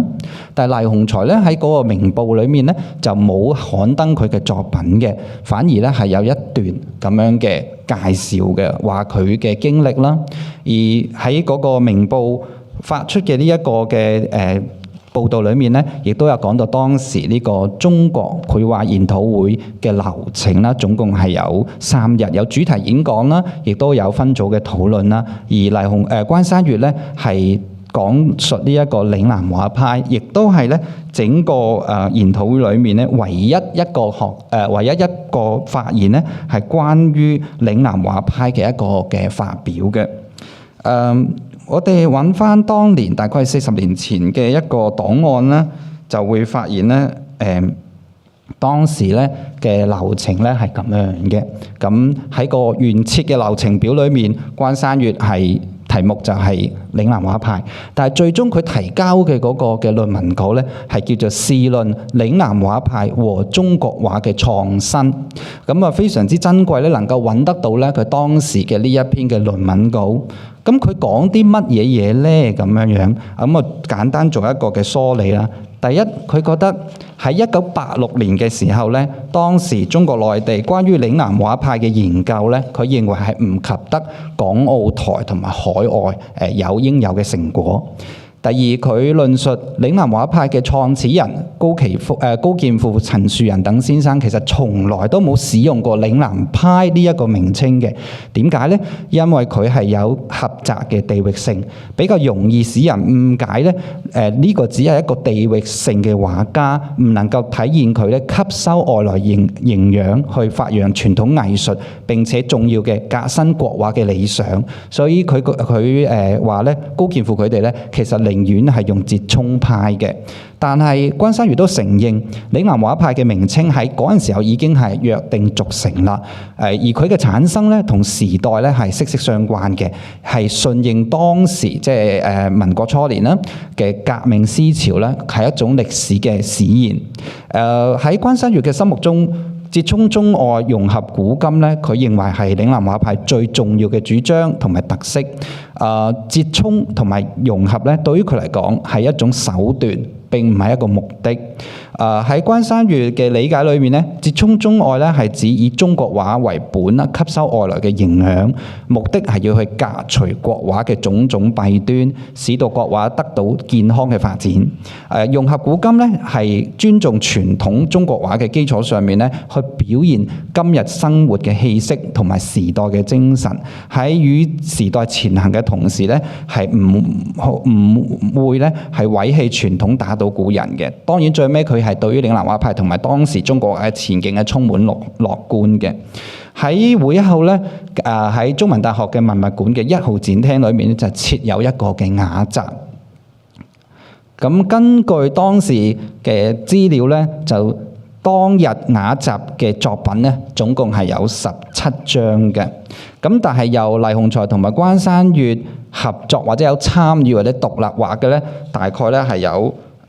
5張左右嘅。咁其中我紅色框住嘅呢一張咧，就係佢哋合作送俾中大文物館嘅一張簡單嘅山水，係咁樣樣嘅。咁都係由關山黎雄才咧係繪畫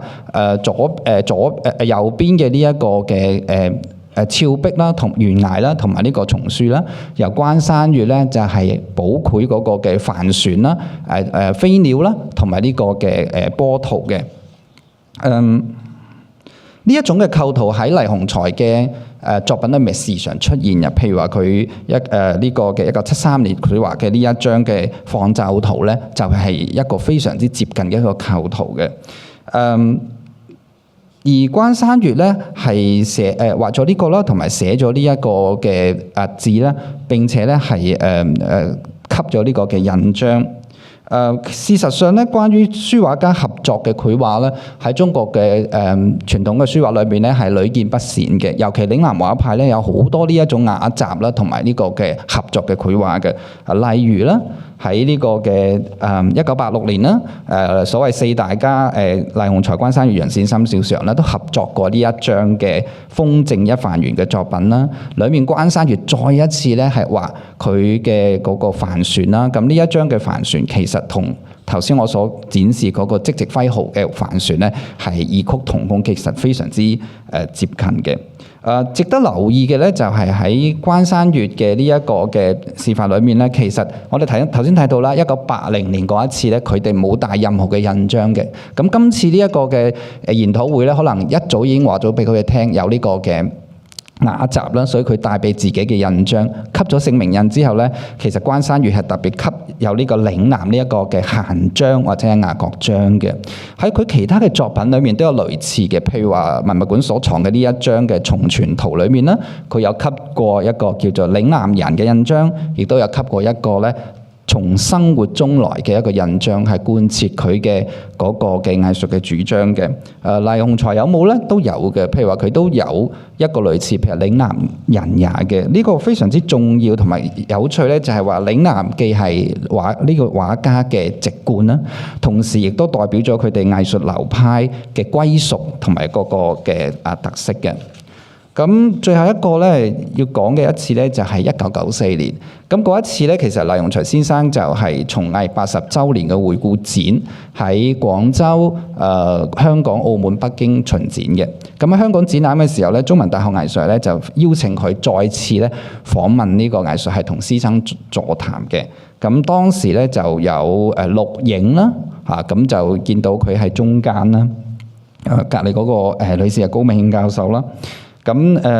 黎雄才當日做啲咩咧？首先第一，佢係先為一張作品係提筆，然後咧花咗大部分嘅精力咧繪畫一張嘅蘭竹石嘅4尺嘅個作品。大家要知道咧，即席揮毫其實個時間係好有限嘅。一般嘅畫家咧，其實係蘭竹啊或者寫字咧，就應付走場就算嘅，好少話畫山水。但係黎雄才先生咧就係之前已經畫過幾次嘅山水，今次可能年紀漸大啦，咁佢咧就選擇畫呢個嘅蘭竹啦、石啦，而佢嘅裝束依然咧都係西裝啦，領呔非常之尊重嘅老一輩。喺呢一張畫裏面咧，佢畫嘅呢張畫咧，上面提咗呢個香氣因風到，清聲大雨寒嘅。呢一張作品嘅繪畫嘅方式咧，同佢嘅作品裏面咧，曾經做過嘅咧，都係有一貫嘅相似度啦。咁一般畫家都會以佢最熟悉、最拿手嘅作品咧嚟到係即席揮毫同埋呢個示範嘅。值得留意咧，就係佢落款咧話自己係88。咁其實嗰一年咧，佢就84啦。咁有問過啲專家嘅意見咧，就可能係阿黎先生佢當時對於嗰個年84呢一個咧有啲驟記或者係其他嘅原因啦，所以就增加呢個嘅佢嘅年歲嘅。另外咧，佢亦都係即席咧係寫咗2張字啦。有呢一張愛詩造化中通心圓嘅，佢改咗呢個嘅張草嘅個字咧，本身係中得心圓，佢改咗中通心圓啦。一係記錯啦，一係咧就係佢嘅一個嘅刻意嘅修改，顯示自己嗰個嘅藝術嘅一個主張嘅。喺座談會上面咧，其實黎先生都非常之攰嘅啦，咁但係佢都好樂意咧同大家分享。根據嗰個錄影嘅資料咧，佢首先第一回答咗第一個問題咧，就有李源教授問佢當年你嚟訪問嘅時候咧，曾經講過觀看即席示範咧係有害無益嘅，究竟點解呢？黎雄才解釋啦，佢話因為一個畫家隨住佢嘅年齡啊、環境同埋時間嘅唔同啦，佢所畫嘅咧都會唔同嘅。即席揮毫嘅或者即席示範咧，通常會比較快啦、比較隨意啦，所畫嘅唔一定係畫家最滿意同埋最有代表性嘅佳作。咁但係咁樣做咧，就好容易令到觀眾，尤其係年輕嘅初學者咧，就誤以為咧，其實藝術嘅創作啦，或者書畫嘅創作就係呢個形式，而其實咧就唔係嘅。佢認為要按部就班啦，累積基礎啦，就唔好見到人哋咁樣做咧，自己咧就覺得都係可以咁樣做嘅。佢就好自信咧，佢啱啱所示範嗰張蘭竹石嘅畫咧，係力透紙背嘅表現。最後佢亦都分享咗好簡單分享咗一啲佢留學日本嘅經歷啦，包括佢指出其實中國咧就唔係跟隨日本嘅，反而係日本學中國嘅。佢覺得佢喺日本學得最多嘅咧係好多漢唐嘅東西，就影響到佢後來咧去西北啊、去莫高窟啊、敦煌啊去學習啊、去寫生啊咁樣嘅。咁我就剪咗一段佢示範嘅片啦，就1分鐘。由於當時嗰個影帶就比較模糊不清啦，未修復啦，咁大家可以睇一睇佢嘅畫啦。佢用一支豆筆係好隨意先畫咗一嚿石啦，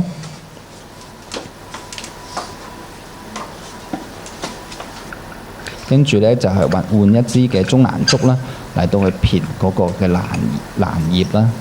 再畫嗰個竹啦。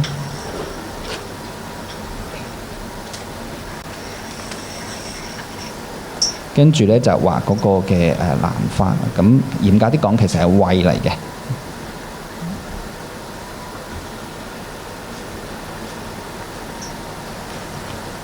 最後咧就係佢落款啦。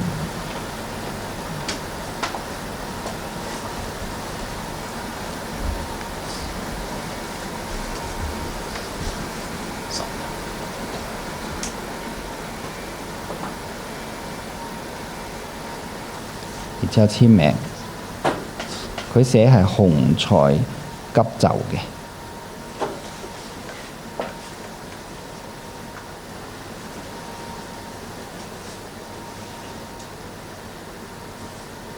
然之後寫自己嘅年歲啦，時年80有8咁樣。係啦，咁我想總結一下就係。隨住1978年中國內地嘅改革開放啦，其實中國內地嘅好多畫家咧都係逐漸走向世界嘅，而香港係憑借佢獨特嘅歷史背景同埋地理地理嘅因素啦，成為呢一批藝術家走出國門嘅第一站。咁中大藝術系同埋中大文物館咧喺呢一度咧就扮演一個重要嘅角色。由1979年開始咧就不斷邀請國內嘅藝術家來訪啦，咁做出個示範嘅。咁呢一啲示範嘅作品未必係代表作，亦都未必係佳作，但係咧一定係咧係見證呢一段交流裡面嘅一個重要嘅作品，亦都係研究嘅資料嘅。喺呢一度咧，多謝大家，同埋多謝以下單位同埋人士咧提供資料嘅，多謝晒。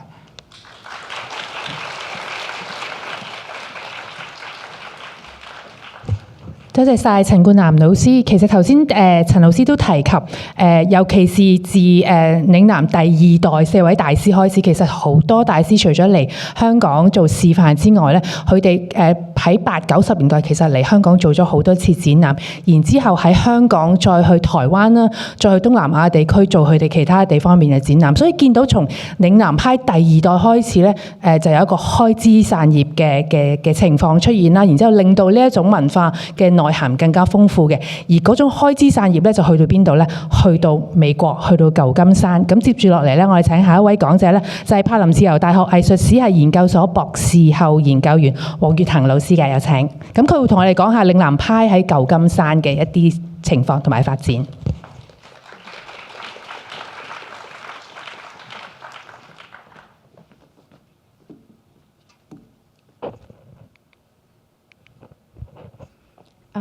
大家好，首先非常多謝 Venice 嘅介紹，亦都好多謝 M+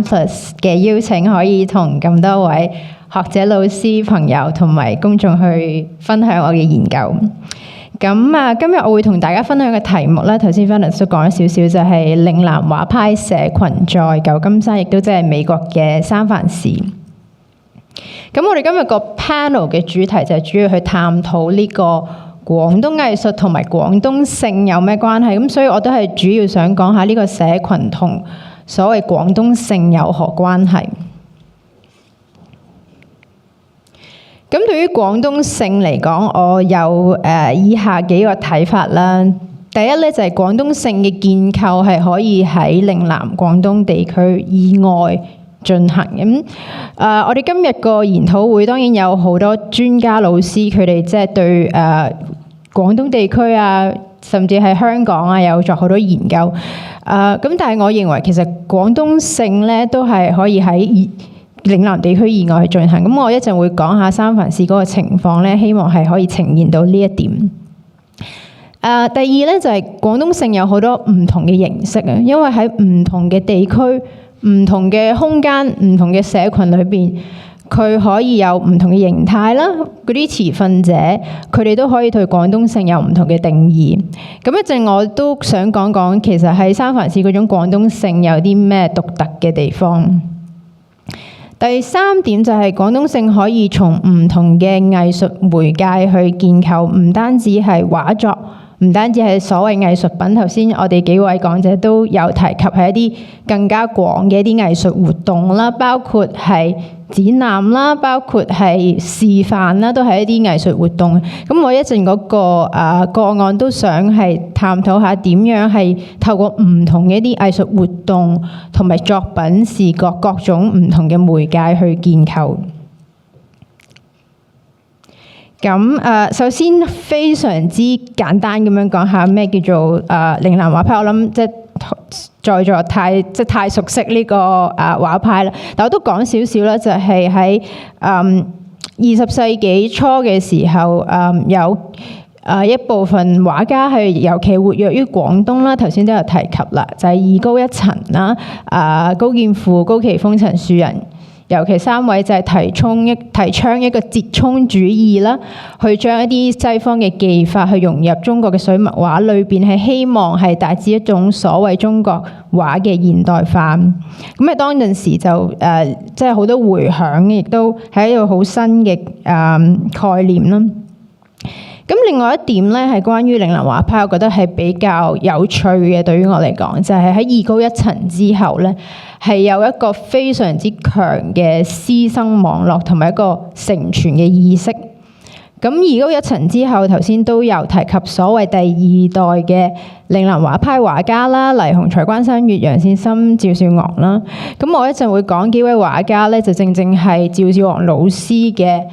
學生，亦都係佢學生嘅學生，咁就係即係所謂我哋叫第三代同埋第四代。咁佢哋唔少都係喺香港出世啦，就喺1980年代度係移民去三藩市。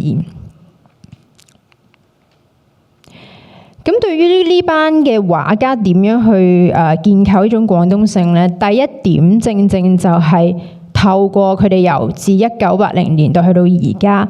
長時間兼且大量去創作一啲同趙少昂老師嗰個不論主題、不論技法都好相似嘅畫。咁大家熒幕左邊見到喺灣區裏邊比較資深嘅簡國帆老師嘅《英雄喜氣》啦，中間呢就係蕭日明老師嘅《嶺南春色》，右邊就係其中一幅趙少昂嘅《嶺南春色》，就係作為一個對比。大家見到嗰個主題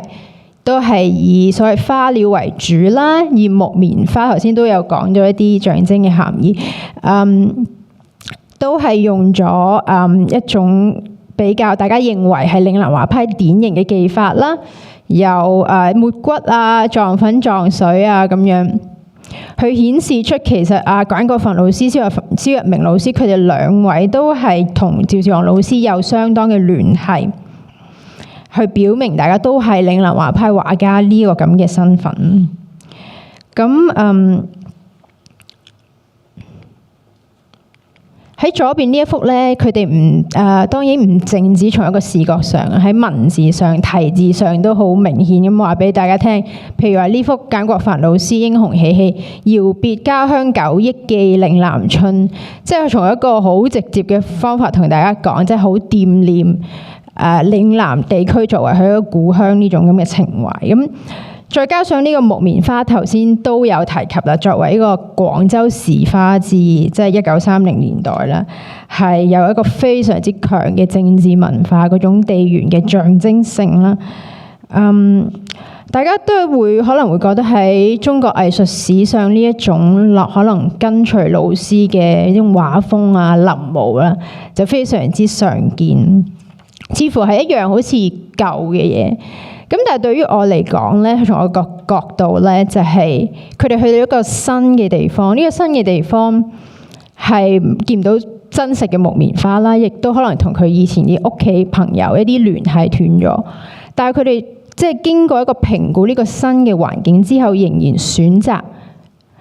呢種舊嘅畫法。咁我認為就係佢表現一種係非常之強嘅一種嶺南嘅意識。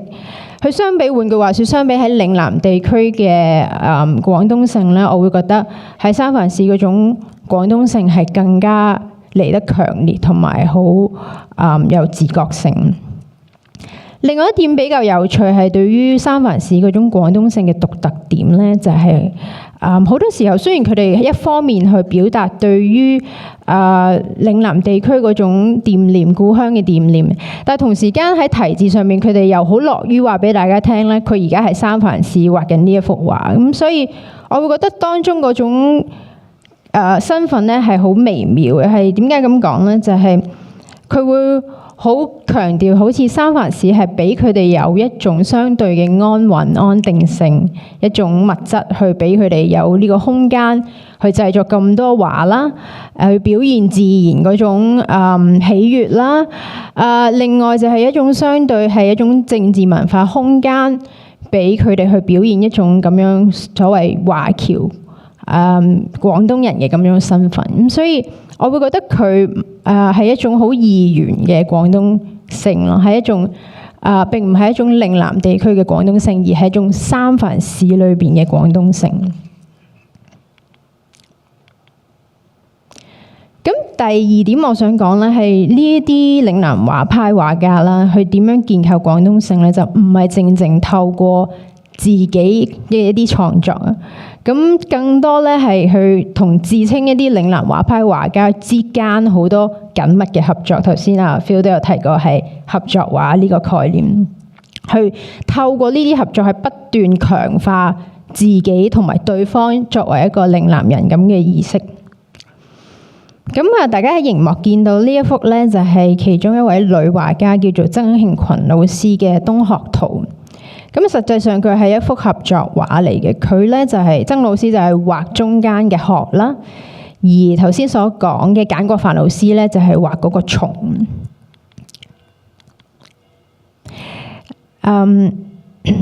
咁呢幅合作畫咧，就大家就唔想像，其實就唔係淨係你畫完個蟲就畫完，我畫完個殼就畫完啦。其實中間好多緊密嘅合作同埋溝通需要。譬如話定咗個殼嘅位、蟲嘅位之後，你見到中間黃色圈住嗰度，你見到嗰個殼同埋個從枝從葉有好多交集係嘛？中間可能尤其係水墨畫，對於嗰個時間乾濕嗰個拿捏要好準確，咁所以可能要等一方面乾咗之後先可以加其他嘢，喺一啲交接位嗰度可能都係要無數一啲修改，喺一啲修飾先可以完成到呢幅合作畫。更加上咧係你會見到左手邊嗰個唔好意思啊。左手邊嗰個題字就係好明顯咁樣係話俾大家聽，係由簡國藩老師所題。呢幅畫就係我嘅女弟子曾慶群所畫嘅啦。我咧就係負責畫松，係好明顯咁樣話俾大家聽，我哋之間嗰種師生嘅關係同埋合作。咁嶺南畫派畫家喺三藩市之間互相題字、互相合作呢樣嘢，就唔淨止係至於師生關係，咁一啲唔係直接師生關係都可以合作嘅。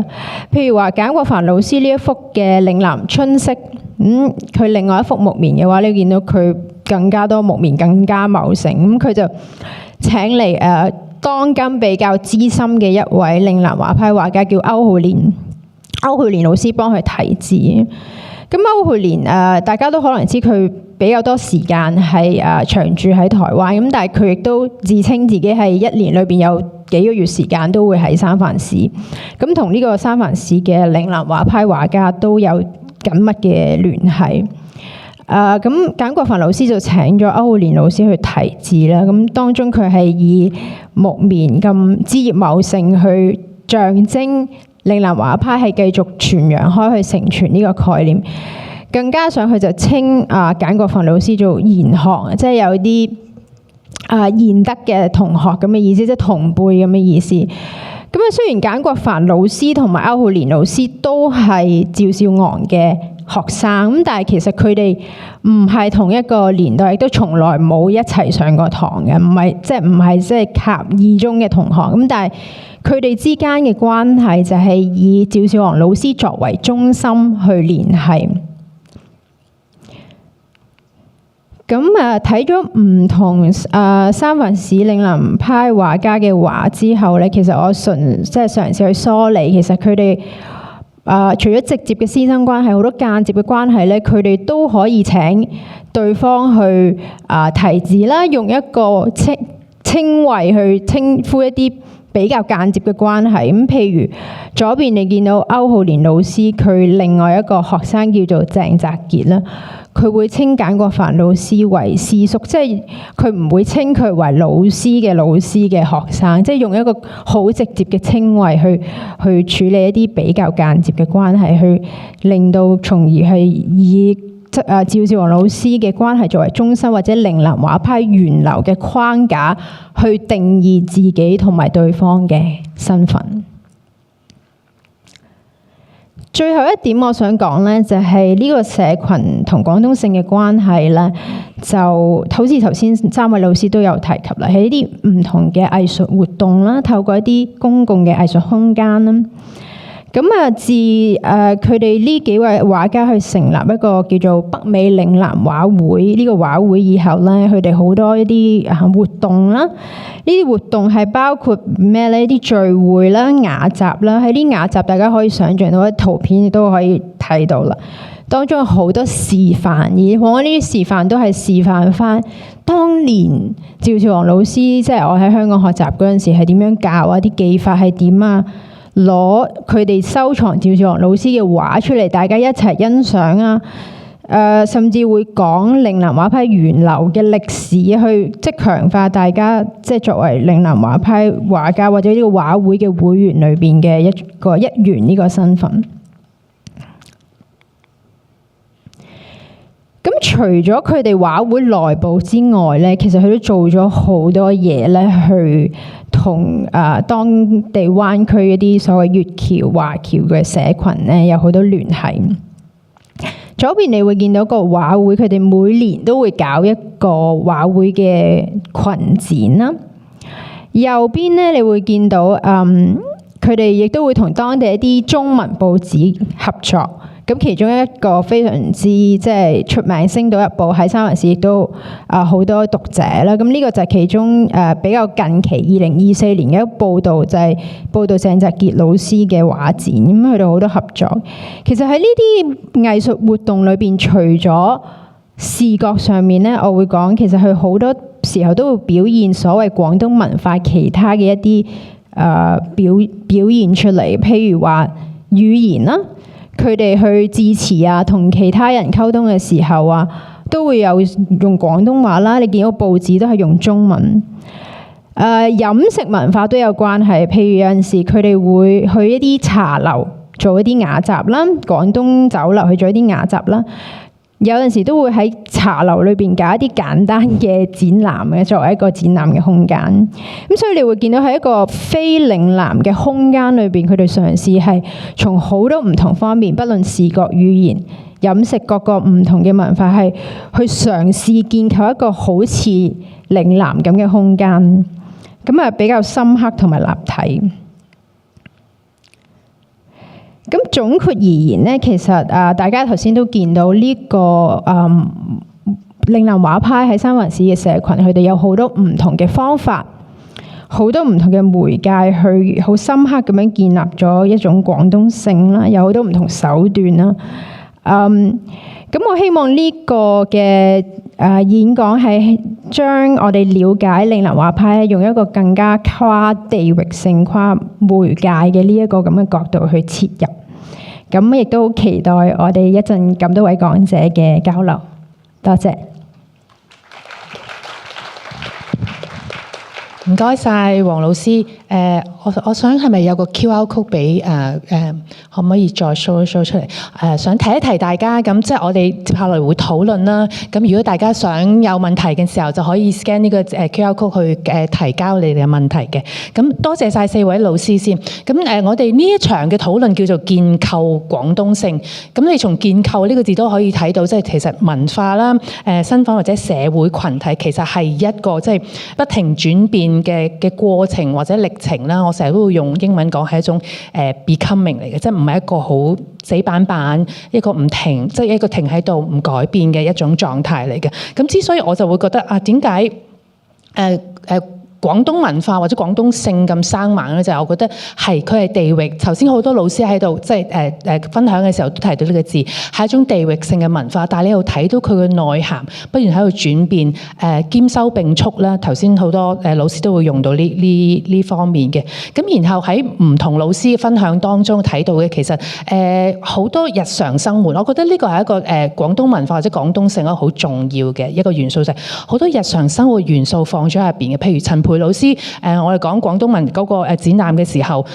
你會見到佢徵集嘅目錄嘅內容當中，其實除咗書畫之外，有攝影啦，有手稿啦，有一啲好在地嘅嘢。然之後當時應該係公開徵集嘅，陳培老師係咪？如果我根據我嘅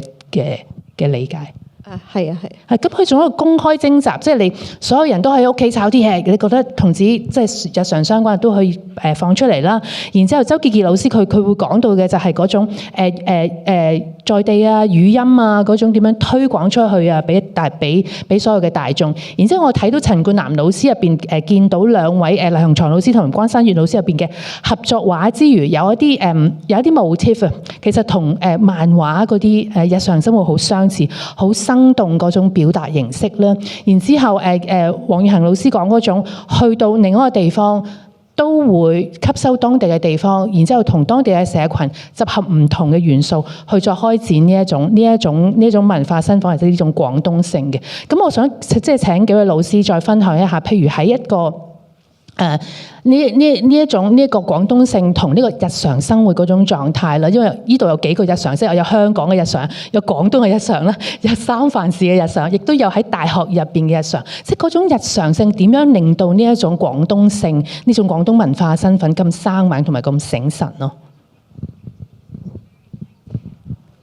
陳培老師。我頭先分享過1940年嗰個咧，雖然即係基本上展覽好睇，即係好睇嗰個策展人啦。咁當時嘅籌委其實基本上係社會精英嚟嘅，政界啦或者係文化界啦。咁所以佢哋呈現嗰個展覽咧，其實都幾精英嘅角度去睇睇嗰個廣東文化嘅。但係好有趣嘅地方咧，其實佢哋都有一啲每日會見到嘅嘢嘅，即係譬如話石灣瓷器啊嗰啲，或者茶壺啊呢一啲都喺個展覽裏邊嘅，即係將一啲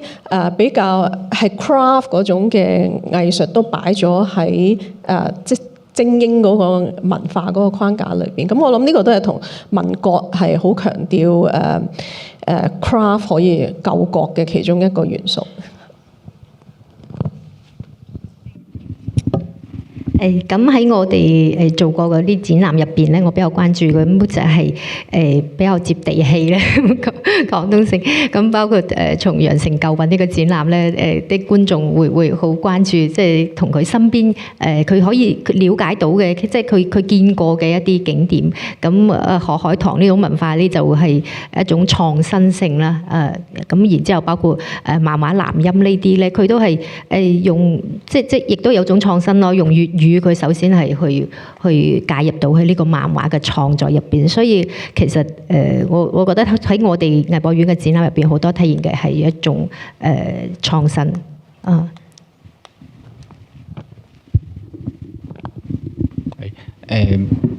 我諗到其實嶺南畫派佢哋嗰個祖師居廉居巢啦，其實喺佢哋嘅畫裏面，其實都有話好地道嗰個風土人情啊，包括畫月餅啊、粽啦，或者係嗰陣時候有啲説唱人嘅一啲嘅市井嘅一啲嘅面貌嘅。咁去到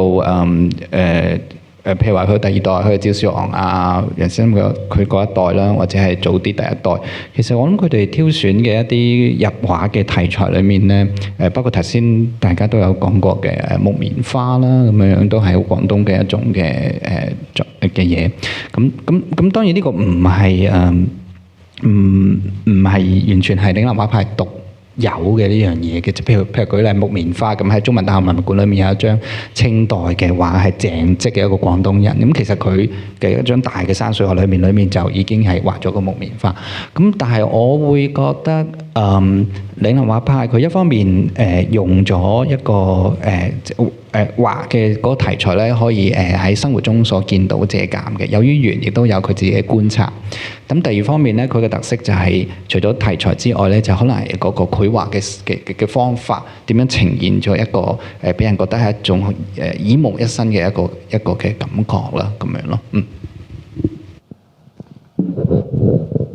承住頭先 Phil 所講，其實主題上面唔單止有木棉花喺三藩市裏邊，其實有啲畫家都有分享過，佢哋係會觀察翻當地三藩市一啲獨特嘅鳥類，將佢入畫係用翻趙少昂老師嘅技法，咁所以會見到係同佢哋生活上係有關係，但係同時亦都可以顯示到嗰種廣東性。另外，其實除咗視覺上面，頭先都有提及一啲語言啊、食物啊、環境。我記得當時係同佢哋做嗰個 interview 嘅時候咧，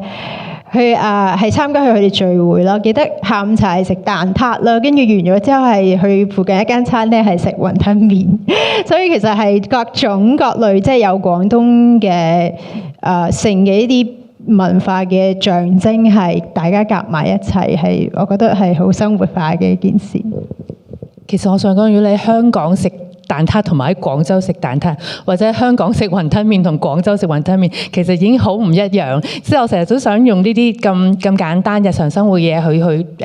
表達出嗰種廣東性或者廣東文化嗰種即係蘊含多樣性，亦都容許好多嘅變化喺入邊咯。咁另外一樣我就好想提，因為即係其實4位老師嘅分享當中，都有一個好，對於我嚟講，即係我在 M 加入邊嘅位置嚟講，一個好重要嘅地方出現咗，就係香港。即係陳培老師講啦，當時有廣州文物展覽係喺香港進行，然之後喺香港大學又可以想像到當時候嘅觀眾或者受眾係邊個啦。然之後周傑傑老師有提到嘅就係當時候最大開館嘅時候最初嘅一個最大嘅捐贈係楊泉一個喺香港嘅藏家捐贈咗好多嘅館藏俾博物院，先至可以即係奠定咗博物院嘅基礎啦。而楊泉先生其實都係嚟自廣州嘅，然之後佢嚟咗香港啦，跟住喺太古洋行打工啦，咁就喺香港呢個地方，然之後徵集咗好多因應唔同情況之下流失咗嘅文物，然之後再捐翻俾國內嘅博物館啦。然之後陳冠南老師提到嘅就係第二代嘅嶺南畫派嘅老師嚟展示嘅時候，佢面向嘅係當時候中文大學藝術系嘅香港嘅學生咯，或者係香港嘅啲受眾啦。咁然之後，我亦知道第二代嶺南派嘅畫家好多時候能夠去到出邊，去到美國，去到其他地方，應該都係通過香港嚟到停留啦，或者香港作為一個中轉來往嘅地方。咁即係提到香港呢種流轉啦、傳播一個好重要，令到呢個廣東性咁活潑、咁生猛。我好想即係幾位老師再可唔可以展述多一啲？其實呢一種流轉性，其實對於呢個廣東性嗰個重要。或者係容納唔同嘅觀眾啦，因為四位老師講都係一種展示、一種展覽啦，入邊嗰種多樣性嘅觀眾，隨住呢種流轉性點樣呈現出嚟咯？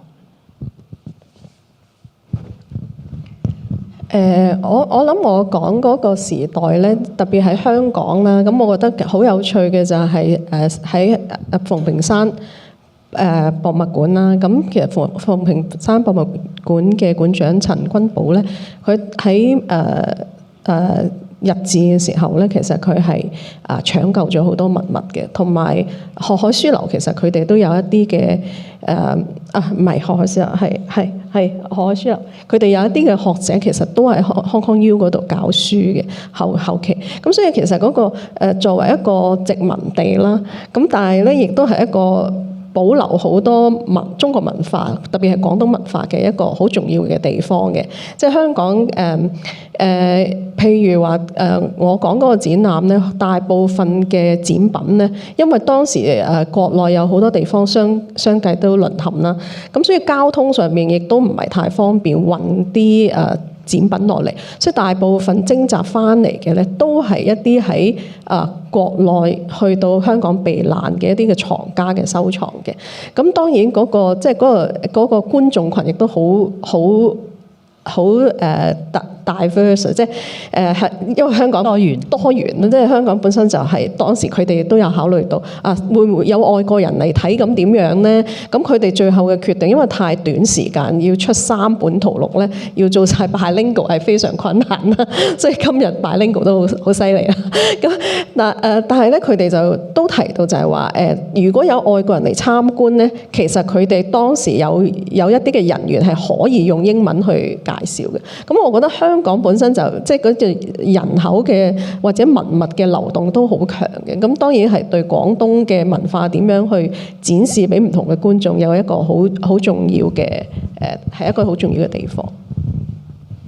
其他老師咧？關於你講流轉嗰度，我覺得講到香港個角色，咁我好贊同香港角色係地理位置啊、歷史背景係好重要嘅。舉例啦，即係譬如嶺南畫派第2代裏面有好多重要嘅名家，咁但係有一部分嘅名家佢哋留喺國內裏面發展嘅時候咧，喺個嘅時代裏面咧，佢哋就未必喺嗰陣時咁容易係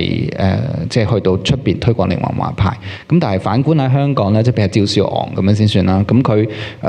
受邀去世界巡迴嘅展出，咁然之後就去哈佛大學講書，咁然之後咧就即係令到海外，尤其係美國地區咧，就更加多人咧認識嶺南畫派啊，甚至係將趙少昂就扣住咗係嶺南畫派。咁所以我諗係香港提供咗一個好嘅一個嘅窗口，同埋好好一個嘅基石俾呢一啲畫家出去啦。咁如我頭先所講，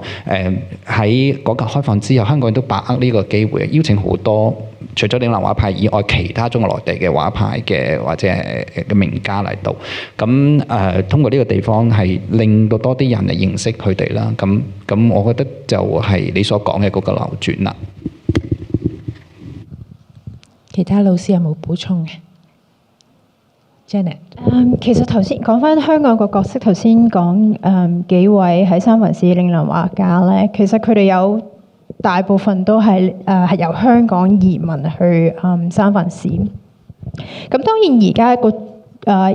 所謂會員嗰個轉變嘅身份可能有少少唔同，又多咗一啲可能廣東地區嘅人去移民去三藩市，咁喺個身份上面有一個好微妙嘅轉變。咁但係倒翻轉嚟講，而家三藩市嘅嶺南畫家又多咗係翻去香港或者國內去展覽。喺即係呢個重新係你頭先講個扭轉咧，就變得好有趣，係由香港喺三藩市，再由三藩市翻返嚟香港或者廣東地區。咁兩方面呢種流轉都覺得係有趣嘅新嘅現象。咁我想從博物館嘅角度嚟講，係呢個流轉咧，其實呢個捐贈咧係非常之重要嘅。呢個啱先提到嘅楊泉先生啦，咁包括其實黃波野先生啦，然之後趙小昂先生，咁佢都係喺香港，咁當時咧都捐贈咗好大批嘅展覽俾到我哋。咁啊，仲有咧就係我哋嘅黎明黎太啦，咁亦都係將一批高劍父先生嘅一啲作品咧，亦都係捐贈俾我哋。咁所以咧呢一個香港同廣州之間嘅呢一個頻繁嘅呢個交換，仲有藏品呢啲愛國嘅人士，我覺得係一種鄉土情懷，佢將個藏品再捐贈翻俾我哋博物館。咁博物館咧，咁根據我哋嘅呢個使命啦，可以話係做展覽、做推廣、宣傳，去令到呢個藏品得到更大嘅一種傳播嘅。我見到一條好有趣嘅問題，我就想即係觀眾提出嚟嘅。咁佢就話多謝咁多位講者啦。我哋今日聽到大部分都係即係廣東本土地區嘅角度嘅聲音。咁佢就問喺1940年代喺廣東以外嘅地區，譬如北京啊、上海啊、啲學者或者觀眾點樣睇呢個廣東繪畫或者嶺南派啦？有冇認同呢種廣東性啦？同埋好似廣東嘅內部譬如國畫研究會同埋嶺南畫派對於融匯中外同埋貫通古今有冇一啲唔同嘅睇法啦？而即係嶺南派對於對外嗰種吸收係咪有即係缺乏咗傳統嗰種體會咯？我覺得呢條問題好有趣，因為係嘅，我哋一路都討論緊廣東咁，但係即係喺廣東以外地區，北京、上海或者甚至其他點樣睇呢一種地區性嘅討論呢？陳培老師。好。咁頭先我講嗰個展覽咧，其實雖然係喺廣東舉辦啦，而且好多嘅策劃嘅人都係廣東背景啦，但係其實佢哋係活躍喺廣東以外嘅好多，即係喺譬如陸丹林啊、葉公卓啊，佢哋喺上海啊、北京啊或者藝壇整個中國藝壇都好有地位嘅。咁喺當時嚟講咧，廣東嘅藝術家。頭先有老師都有講到啦，其實嶺南派呢個名唔係當時用嘅，咁佢哋係用浙中派呢個名嘅。咁喺浙中派對佢係有褒有貶嘅，即係有一啲咧就會覺得佢有一啲會覺得佢哋好開放，即係真係做到新國畫呢一樣嘢。但係亦都有一啲咧就會覺得佢太日本化啦，特別喺抗戰嘅時候咧，即係有一啲就會覺得佢同日本個淵源太強嘅時候咧，係唔係咁好啦，因為中日戰爭啦。咁但係同時咧，去到40年代或者抗戰嘅時候咧，另外一個好對藝術嘅功能嘅一個要求咧，社會嗰個功能嘅要求咧，亦都有一個好大嘅轉變。譬如抗戰嘅時候咧，重新好強調就係要寫實，因為你面對嘅你唔係附庸風雅，你係面對嘅大眾嘅觀眾。咁嶺南畫派嗰啲嘅寫實嘅技巧咧，其實亦都喺嗰陣時成為咗一個佢哋嘅優勢咯嚇。咁我諗係有爭議嘅，但係咧有爭議亦都係講到就係話其實喺中國，正如佢哋所講咧，係廣東嘅藝術可以進入咗一個即係中央嘅對藝術嘅討論嘅。我想喺其他老師即係答之前咧，我突然間即係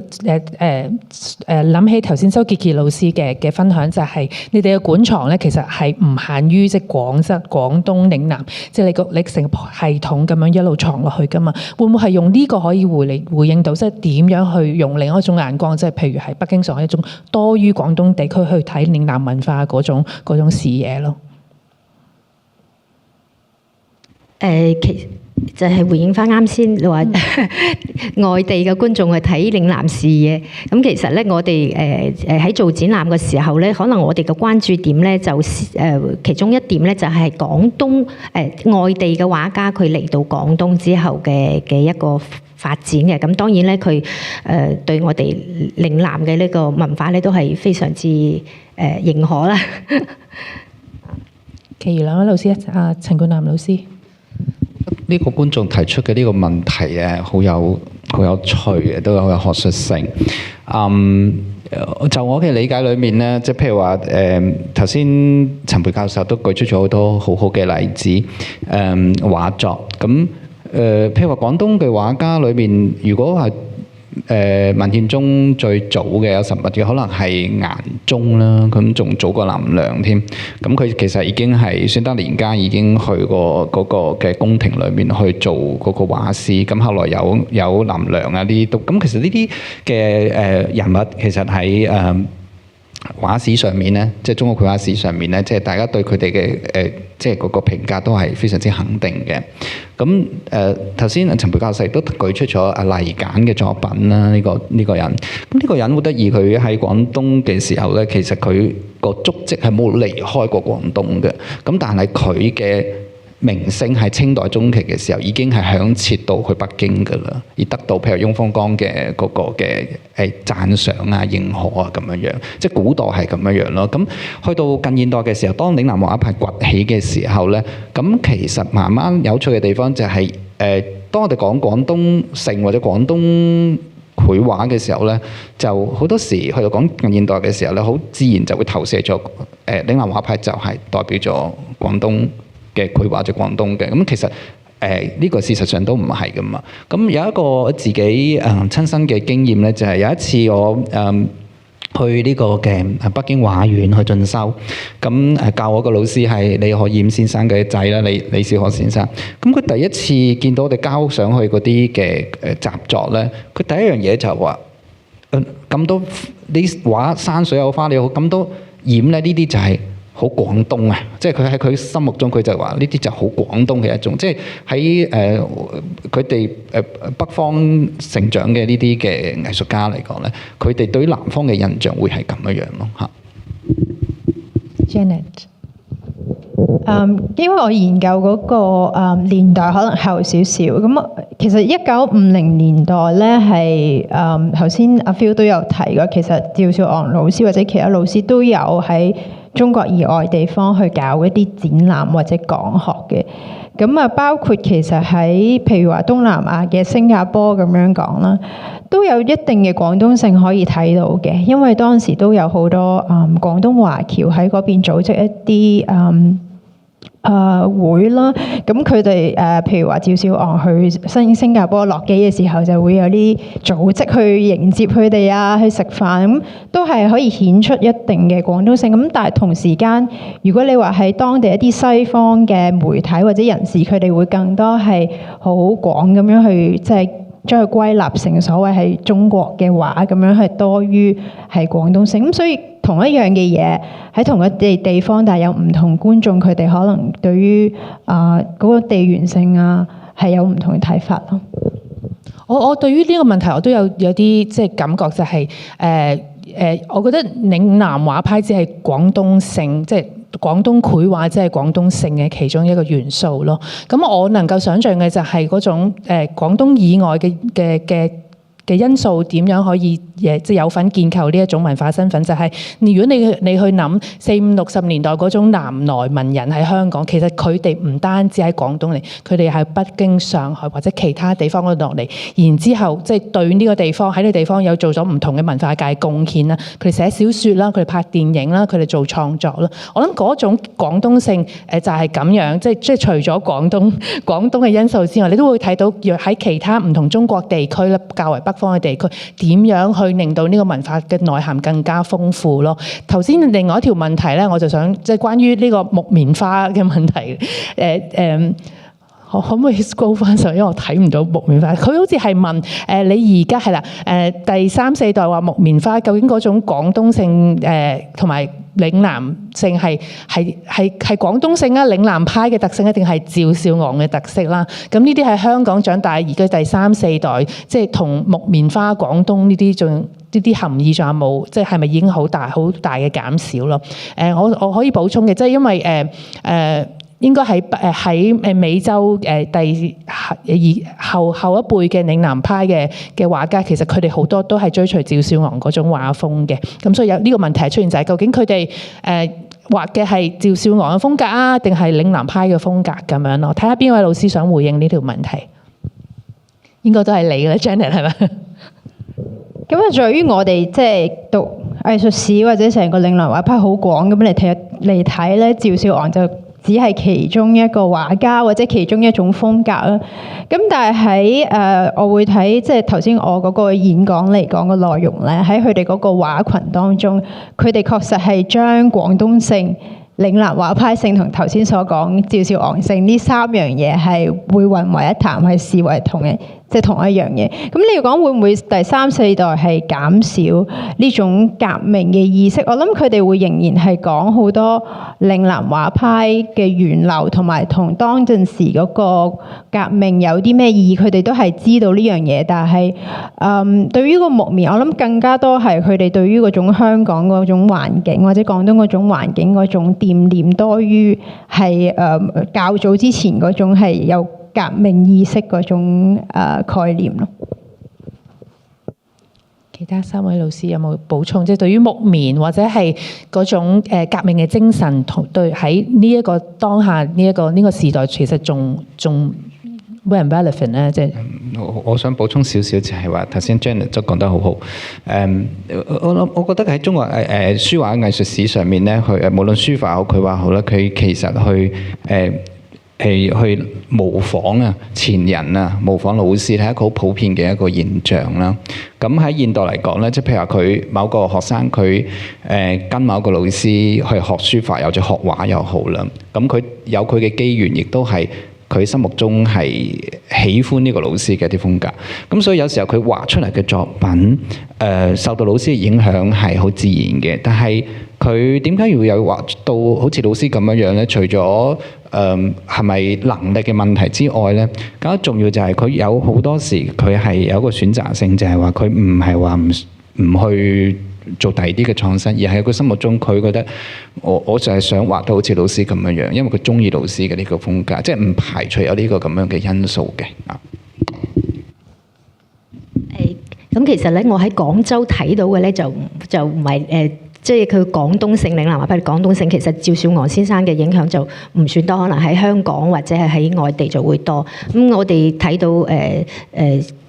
關山月、黎雄才先生佢哋呢啲學生咧所展現出嚟嘅作品咧，其實都唔係話完全係以木棉為主，或者係好似大家認為嘅趙少昂性咁樣嘅。咁但係木棉花咧，的確咧都係我哋廣州好多啲畫家佢都會選擇嘅其中一個題材。咁包括廣州市而家都會整一個英雄花開英雄城，咁所以呢個系列活動咁好多都係圍繞木棉花咁嚟進行一啲創作嘅。陳培老師有冇補充啊？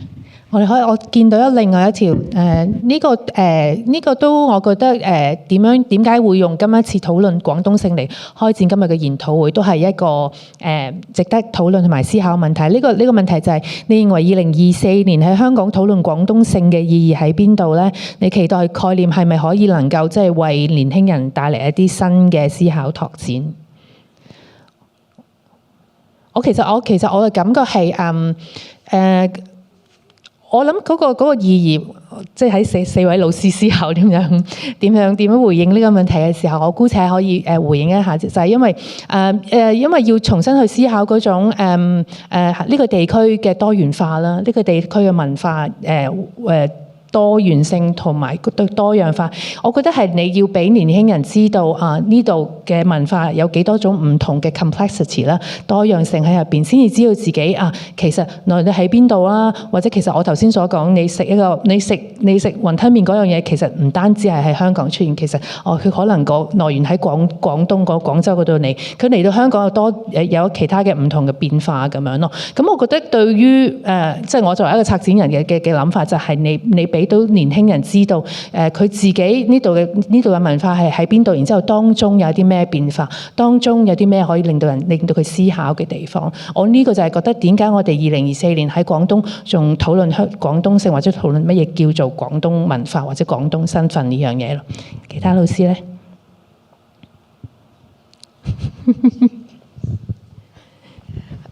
我自己咧就會睇即係我哋今日係討論多元嘅現代性啦、廣東性啦。咁我諗呢個都係一個，即係我哋要去理解當代，其實係必須理解近代。即係香港或者係廣東喺近代，佢喺好多新嘅思維或者好多嘅藝術嘅層面文物。人才思維，究竟佢嗰個睇中國去面對現代性，或者面對藝術嘅視覺上面嘅現代性，佢起一個咩嘅作用？如果我哋唔知道現近代，我哋係好難知道當代嘅。即係我諗當代咧嘅藝術都係好多時係由北京出發嘅，咁但係咧，我哋都見到咧，廣東其實亦都係一個好活躍嘅地方，好多新嘢都係喺廣東出現嘅。咁我覺得用呢一種嘅諗法，即係用過去去理解現在係必須要嘅，即係我哋可以見到嗰種嘅連接性咯。Janet， 我覺得廣東性頭先我哋咁多位講者裏邊嘅 presentation 都係強調，其實佢喺唔同嘅空間、唔同情況、唔同人或者唔同觀眾之下，佢都係有唔同嘅定義。同埋頭先我哋Venice 一直去強調就係佢嗰種多元同埋生猛。咁我覺得廣東性去帶出呢個多元嘅話題，廣東性只係其中一個藝術史或者文化史裏邊其中一個地緣。佢可以廣東性呢樣多元化嘅特質係可以探討其他嘅地緣性去攞嚟。譬如我哋今日香港，大家對於自己嗰個地緣身份文化嗰個複雜性、多元性都係有好多思考。咁我認為即係呢兩樣嘢，我哋都可以更加去用廣東性呢個個案課題去再作對自己身份思考咯。其他老師有冇補充啊？冇，我有一個問題其實想問嘅就係因為我頭先見到尤其是喺陳冠南老師阿 Phil 嘅分享當中啦，亦都 Janet 嘅分享當中啦，其實亦都喺其他老師嘅分享當中見到嗰種廣東性係即係有種合作嘅狀態，即係合作畫啦，一齊畫一啲嘢啦，或者將一啲舊嘅轉化成一啲新啦，將一啲唔同嘅放落去。我好想問一問，合作畫呢個即係一齊畫畫呢樣嘢咧，係咪一個即係廣東或者嶺南獨有嘅方法嚟嘅？即係你好難想像兩個 artist 一齊畫張畫咁樣，即係大家有大家唔同嘅風格，大家有大家唔同嘅獨特去理解咁樣。咁當然就唔係廣東獨有啦。咁如果你話書畫史上面都好早都有嘅，簡單到令到即係譬如話有人寫咗畫張畫，然之後上面題字嘅，咁其實都係一種合作啦，合作畫啦。咁只不過就係近現代以嚟咧，就其實即係古代都好多雅集㗎啦。咁近現代以嚟咧，呢一種風雅都多嘅。咁嶺南畫派咧，亦都有好多，即係以香港為例咧，都有好多呢啲畫嘅，即係譬如高奇峰咁樣樣，佢喺天風樓咁就畫同啲學生就一齊做嗰個嘅十分春色圖啊，咁樣都係一個好好嘅一個例子。有時候佢可能係一種聚會之後嘅一種嘅活動嘅一種產物嚟嘅啫。有好多時可能未必喺嗰一刻佢想製造一件點樣名留青史嘅作品咯。不過當佢經過時間淘汰自然留低咗之後，我哋今日再睇佢嘅時候就變得佢好珍貴，係定格咗嗰個時候嘅一個歷史啦，咁樣咯。Janet 有冇補充？就係陳佩老師，我見到頭先有一條問題係俾周傑傑老師，係問廣東係你想唔想答咗嗰條佢？唔係好簡單啫，係有嘅，因為我哋原創嘅國畫研究會嘅呢啲成員咧，好多作品我哋都會有。咁咧，我其實想即係最後有一條問題就係，其實一開始嘅時候都會見到其實4個嘅講者都係講緊一個展覽或者一個展示方式咯。咁我即係再分享多啲，或者最後一個 round up 嘅分享就係即係一種展示，一種 demonstration 點樣去即係 contribute 一種文化身份社會嗰種建構嗰種情況咯，嗰個歷程咁樣講。係啊，展示即係你要，然之後你又 involve 觀眾，係一種係咪一個建構一種文化身份嘅？我頭先都講咗咧，就係即係展示呢樣嘢係一個好現代嘅，因為佢基本上即係有啲學者直情講成個城市都好似一個展覽一樣，即係對一啲遊客嚟講，咁展覽亦都係一個展示咧，其實好重要，就係你要俾人睇到，而睇到咧如果一個人嘅展覽咧，佢要俾人睇到佢嘅風格啦。如果群展咧，佢又要突出自己嗰個風格啦。所以喺近代好展示文化，令到好多藝術家好年輕已經有好 signature 嘅自己嘅風格嘅。如果喺國家嘅層面咧，佢亦都要去展示。即係國家同國家之間唔同，所以喺博覽會嗰度，你會見到咧，即係日本展覽啲乜嘢啊，中國展覽啲乜啊。頭先俾大家睇嗰個普倫嗰個其實到而家你會見到好多唐人街都係用類似嘅，即係呢一個好 signature 嘅 sign 嘅。咁我覺得展示就係要去展示呢種嘅身份嘅不同咯。其他老師有冇補充嘅？有一個好實質嘅問題咧，即係譬如你書畫示範咁嘅現場咧，喺以前冇咁高科技嘅情況下，佢個空間有幾多？現場嘅觀眾係圍住張台畫睇咧。如果係咁樣嘅情況下，佢可能畫嘅作品就相對可以細件啲啦。咁但係如果好似有時候，即係譬如話劉海粟曾經嚟過一個8·11年，咁佢就要畫一張好大張嘅作品，原因係就係因為嗰陣時係會有一個 projector 可以即時俾人睇到，咁遠方嘅觀眾睇唔到佢，咁再加上佢亦都想利用嗰個咁樣嘅活動或者示範，去展示自己嘅嗰個實力啊、力量啊，吸引一個更加多嘅一個效果。咁呢一種，如果喺藝術史上追溯嘅話，譬如唐代嘅張旭，咁佢寫草書嘅時候就好興攞個頭髮即時表演，咁樣其實都係有一個咁樣嘅一個嘅傳統喺裡面嘅，不過都有一個實質嘅考慮咯，咁樣咯。好，咁我今日多謝晒4位老師嘅分享同埋咁豐富嘅討論，我將時間交翻俾 Tina。